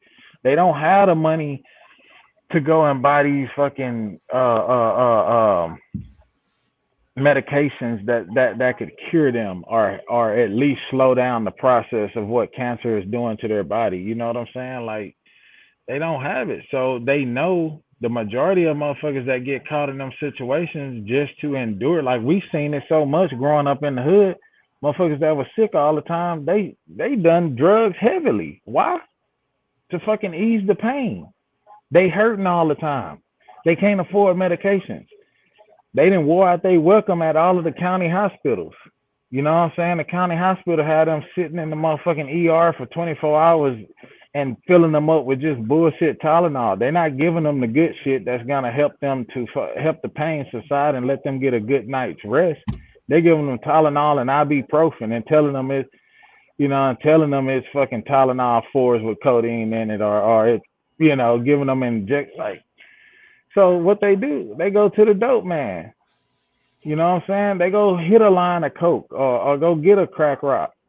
You know what I'm saying? Just to ease that pain, to help them to fucking get a couple of hours of sleep till that shit start hitting them again. So for me, in my personal opinion, like I say, people, we look at it from the financial part because it hits us in our pockets. But to be honest, I think it goes, like I say, it goes further than greed. America feels like they are in charge, and it shouldn't be these many people walking the face of the earth as there is. What is it, like 6 or 7 billion people? You know what I'm saying? What is the census for Houston? Houston has what, 7 or 8 million people in Houston alone, if not more. You know what I'm saying? So yeah, bro, I think to me it goes beyond that shit. It goes beyond just the greed. It's evil. Check this out, and I'm probably gonna wrap it soon because I'm going on 3 hours now. Check this out, because I talked about this earlier in the video. The Holocaust was legal. People who hid Jews were criminals. Slavery was legal. People who freed slaves were criminals. Segregation was legal. People who stood up for equality and justice were criminals. Our government and laws aren't a guide to human decency and morality. What you think about that? Shit, it's not. We see it every day. It's not. We see it every day. In the court system, money talk, bullshit walk. If you got money, you get away with pretty much everything. Any and everything. You know what I'm saying? If you're a trust fund kid, you're not gonna see jail. You may get a little probation. You know what I'm saying? Like we see it every day, bro. There's definitely inequality exists. It has never went away. You know what I'm saying? It has never went away. And they say, why is a person who's trying to free slaves a criminal? Because they're taking away your free labor. You know what I'm saying? Isn't that criminal to beat somebody into submission, to make them work for free? Isn't that criminal? It's just it's bullshit, bro. It's bullshit. There's no there's no true just. I think, in my personal opinion, justice is it's up to the person. It's defined by the individual. You know what I'm saying? It is what it is, man. That's the way they view it. Yeah, I think so. Back in the day, during the Holocaust, if you were caught hiding slaves out, you were killed. So shit's crazy, bro. It's just crazy because that's what I think people need to recognize, though, because they blindly follow authority, they blindly follow the law, and they just go along with the crowd. Everybody's doing it. I don't give a damn if everybody is doing it. If it doesn't align with my moral values, you know what I mean? What I feel is something I want to be a part of or not, then I'm not going along with it. I don't care if every single other person on the planet is on that shit. I'll be like, I'm not on that shit. I'm sorry, y'all. Mm-hmm. Yeah, but there's not many people in this world that's willing to stand alone. Most people nowadays, bro, they want to fit in. Yep. You know what I'm saying? The clout chasing thing is so huge. I think because of the internet has we talk about bullying, the internet has taken bullying to another dimension, and these kids are super sensitive. Like you said, they're really soft, man, and they super sensitive with comments and stuff like that. So they're constantly buffering each other, especially with the internet, pushing them into what's acceptable. You know what I mean? How you're supposed to behave. Uh-huh. And it's fucked up because the group is pushing everybody to more and more of this like debauchery, ratchet, lower self behaviors, insecurity, bloated egos, wrath, because they love to get revenge. Like, that's a big thing. And that's why a lot of the shootings happen. Like, the kids, they just like, somebody made them look bad on internet or something. They made some comments on their live. And we finna go shoot these niggas. They literally go get some guns and literally go drive over there and literally go shoot the people over some comments under their live. Yeah, that shit crazy, bro. It's crazy, dude. It's crazy. Yeah, I'm probably gonna wrap it. I gotta rest. I didn't get no sleep after I me too. I wrote a final research paper last night. What was that last night? See, my days are blending together because I wrote 2 papers and they were big, heavy ass papers. So fucking one of the papers I was writing into the night. They had to be last night because Wednesday. Yeah, I was supposed to do the show yesterday, and I didn't because I was writing that paper and I didn't finish till like 1:30. My eyes was all crossed and shit. I didn't want to look at the computer no more, so I couldn't do it. So, and after I finished writing the paper, I told myself to go to sleep, and I just laid there like the whole night. It might have been It might have been because of the writing, like all in my mind and shit. Like I was writing about diseases and shit like that, like some heavy shit. Yeah. So tomorrow, that's what I'm gonna do. Tomorrow, I wrote these 2 papers, 2 heavy ass papers, and I'm gonna pull them up and we're gonna talk about them tomorrow. That's what I'm gonna do. That's what the show. If you want to be on the show, what you gonna be doing? Man, it's kind of up in the air. I'm actually supposed to return to work tomorrow, so I'll see what's gonna happen. But either way, shit, I'll definitely try to be on the show. If I'm at home, I may probably get on a little later. I may not be on there when you. It's gonna be late. It's gonna be late. It's because I work tomorrow, so usually I don't start the show till like 12:45 or so. 1 a.m. Okay. Well, that's what's up, bro. I'm finna go take me a quick shower and lay myself down myself, bro, because I gotta get up in like four hours or so. You know what I'm saying? So It's 2:30. but yeah, I'm finna go lay my ass down too, bro. All right, man. Thank you for Shit, being in the here. event, bro, Good it to was see you good too. seeing you, man. Yeah. Yeah, man. Happy holidays, bro. Shit, Yeah, you know, birthday Hey, just passed. what are y'all gonna do for Christmas? You're gonna do a little small thing like you did for Thanksgiving? More than likely, yeah. I haven't really heard anything, you know, that's going on too much. So it'll probably just be I might something drive out there small, and you know. see We'll you. probably be looking at. I might drive out there and see you, All bro. right, well, shit. Because I'll try to get Kenzie. If I can, because the problem is gonna be off. I'm gonna force Anaya to come with me, but I'm gonna try to get Kenzie. If I can get Kenzie, then I'm definitely coming. I don't know if I'll be able to get her because me and Brittany, I don't be remembering the deals that we be making because she was with me for Thanksgiving, like that whole week. So I don't remember what deal we made this time. So, but even if I don't, I Man, think that's I'll crazy, dog. I'm married to a Brittany, and you got a baby by a Brittany. Yeah. Yeah, I'm married to a Brittany, and you got a baby by a Brittany. It's something about the universe. The crazy bro. thing is, bro, I done had 3 Brittany's in my life, bro. Yeah. Three.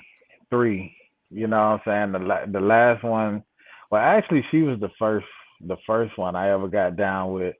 And then, you know, we was in high school. It wasn't nothing serious. It was more of like the little sneak and, you know.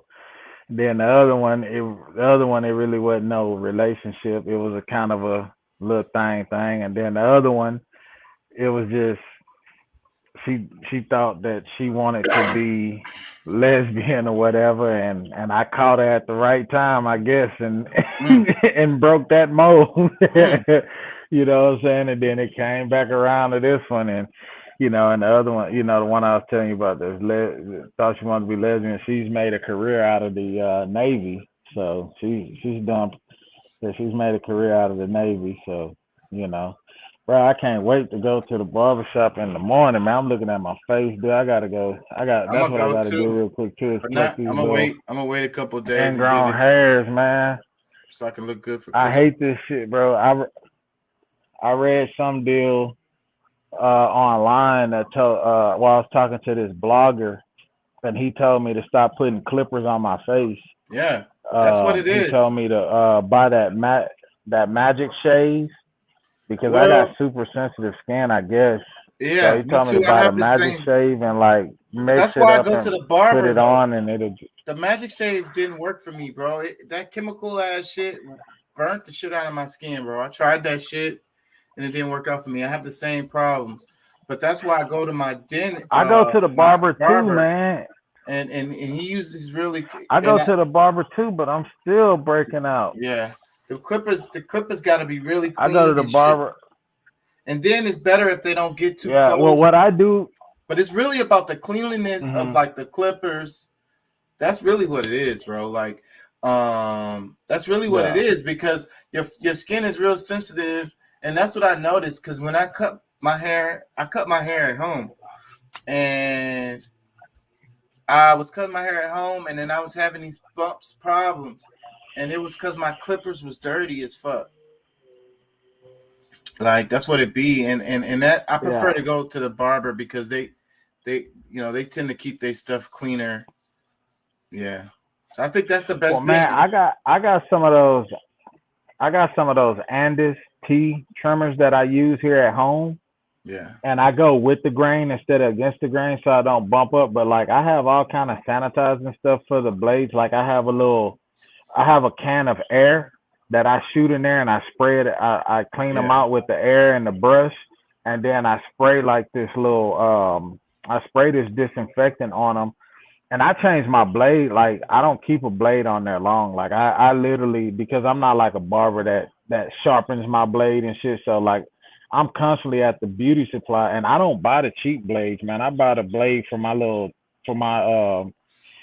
clippers that I use to shave. I buy the $40 blade. It's like 35 plus tax. It come out to like $38 or something like that. You know what I'm saying? And I only keep it on there for like a couple of months.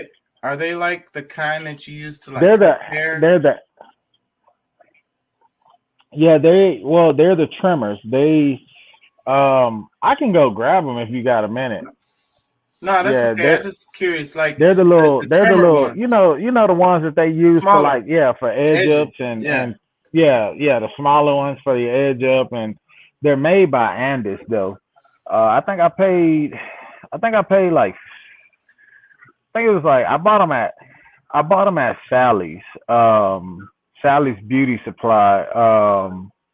The trimmers, I want to say they were like $85 because I bought the wireless ones that charge wirelessly, and I charge them.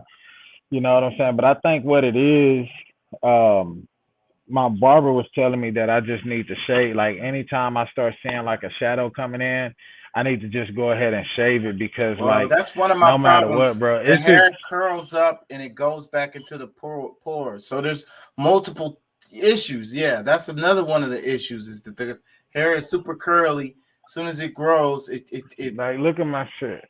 Yeah. You see that, dog? I'm bumping up. So there's this place in Stafford that I want to go to.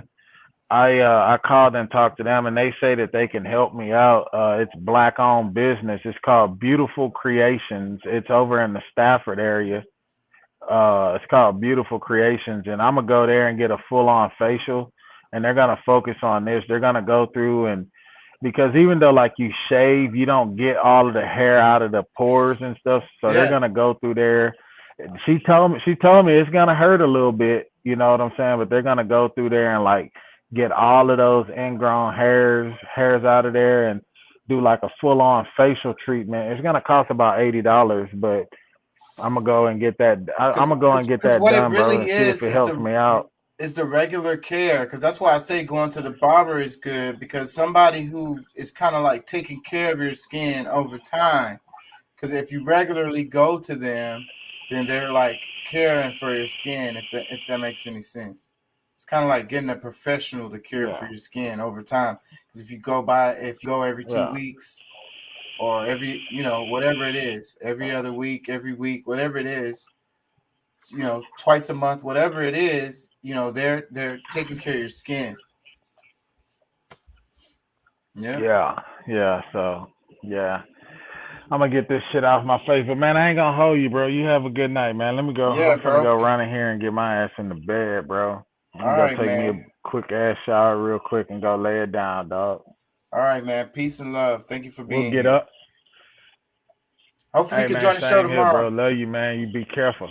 Love you too, man. Yeah. I'm gonna try. I'm definitely do my best to make it, bro. Do my best to make it, man. Say, man, I'm down. Just one more thing before we go, man. I'm down some more. I'm down. I think I was like 370 something, 375 or something like that. I'm down to 362. I didn't went from a size. Well, first I went from a size 62.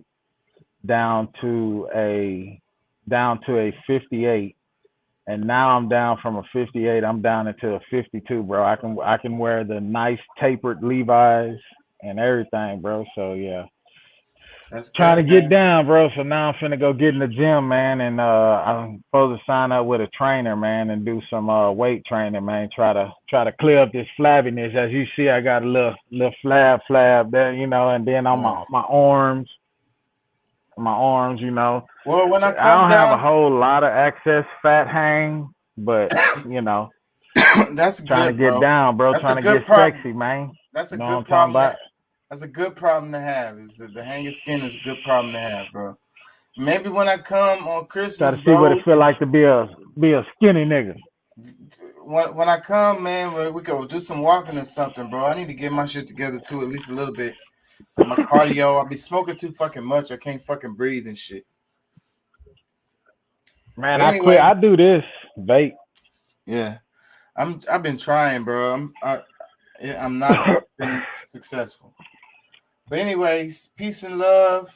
You know, have a good one. Get you some rest, man. And to everybody All right, watching, bro. We finna go. thank y'all for joining. Thank y'all for being here. Thank y'all for listening. All right, peace.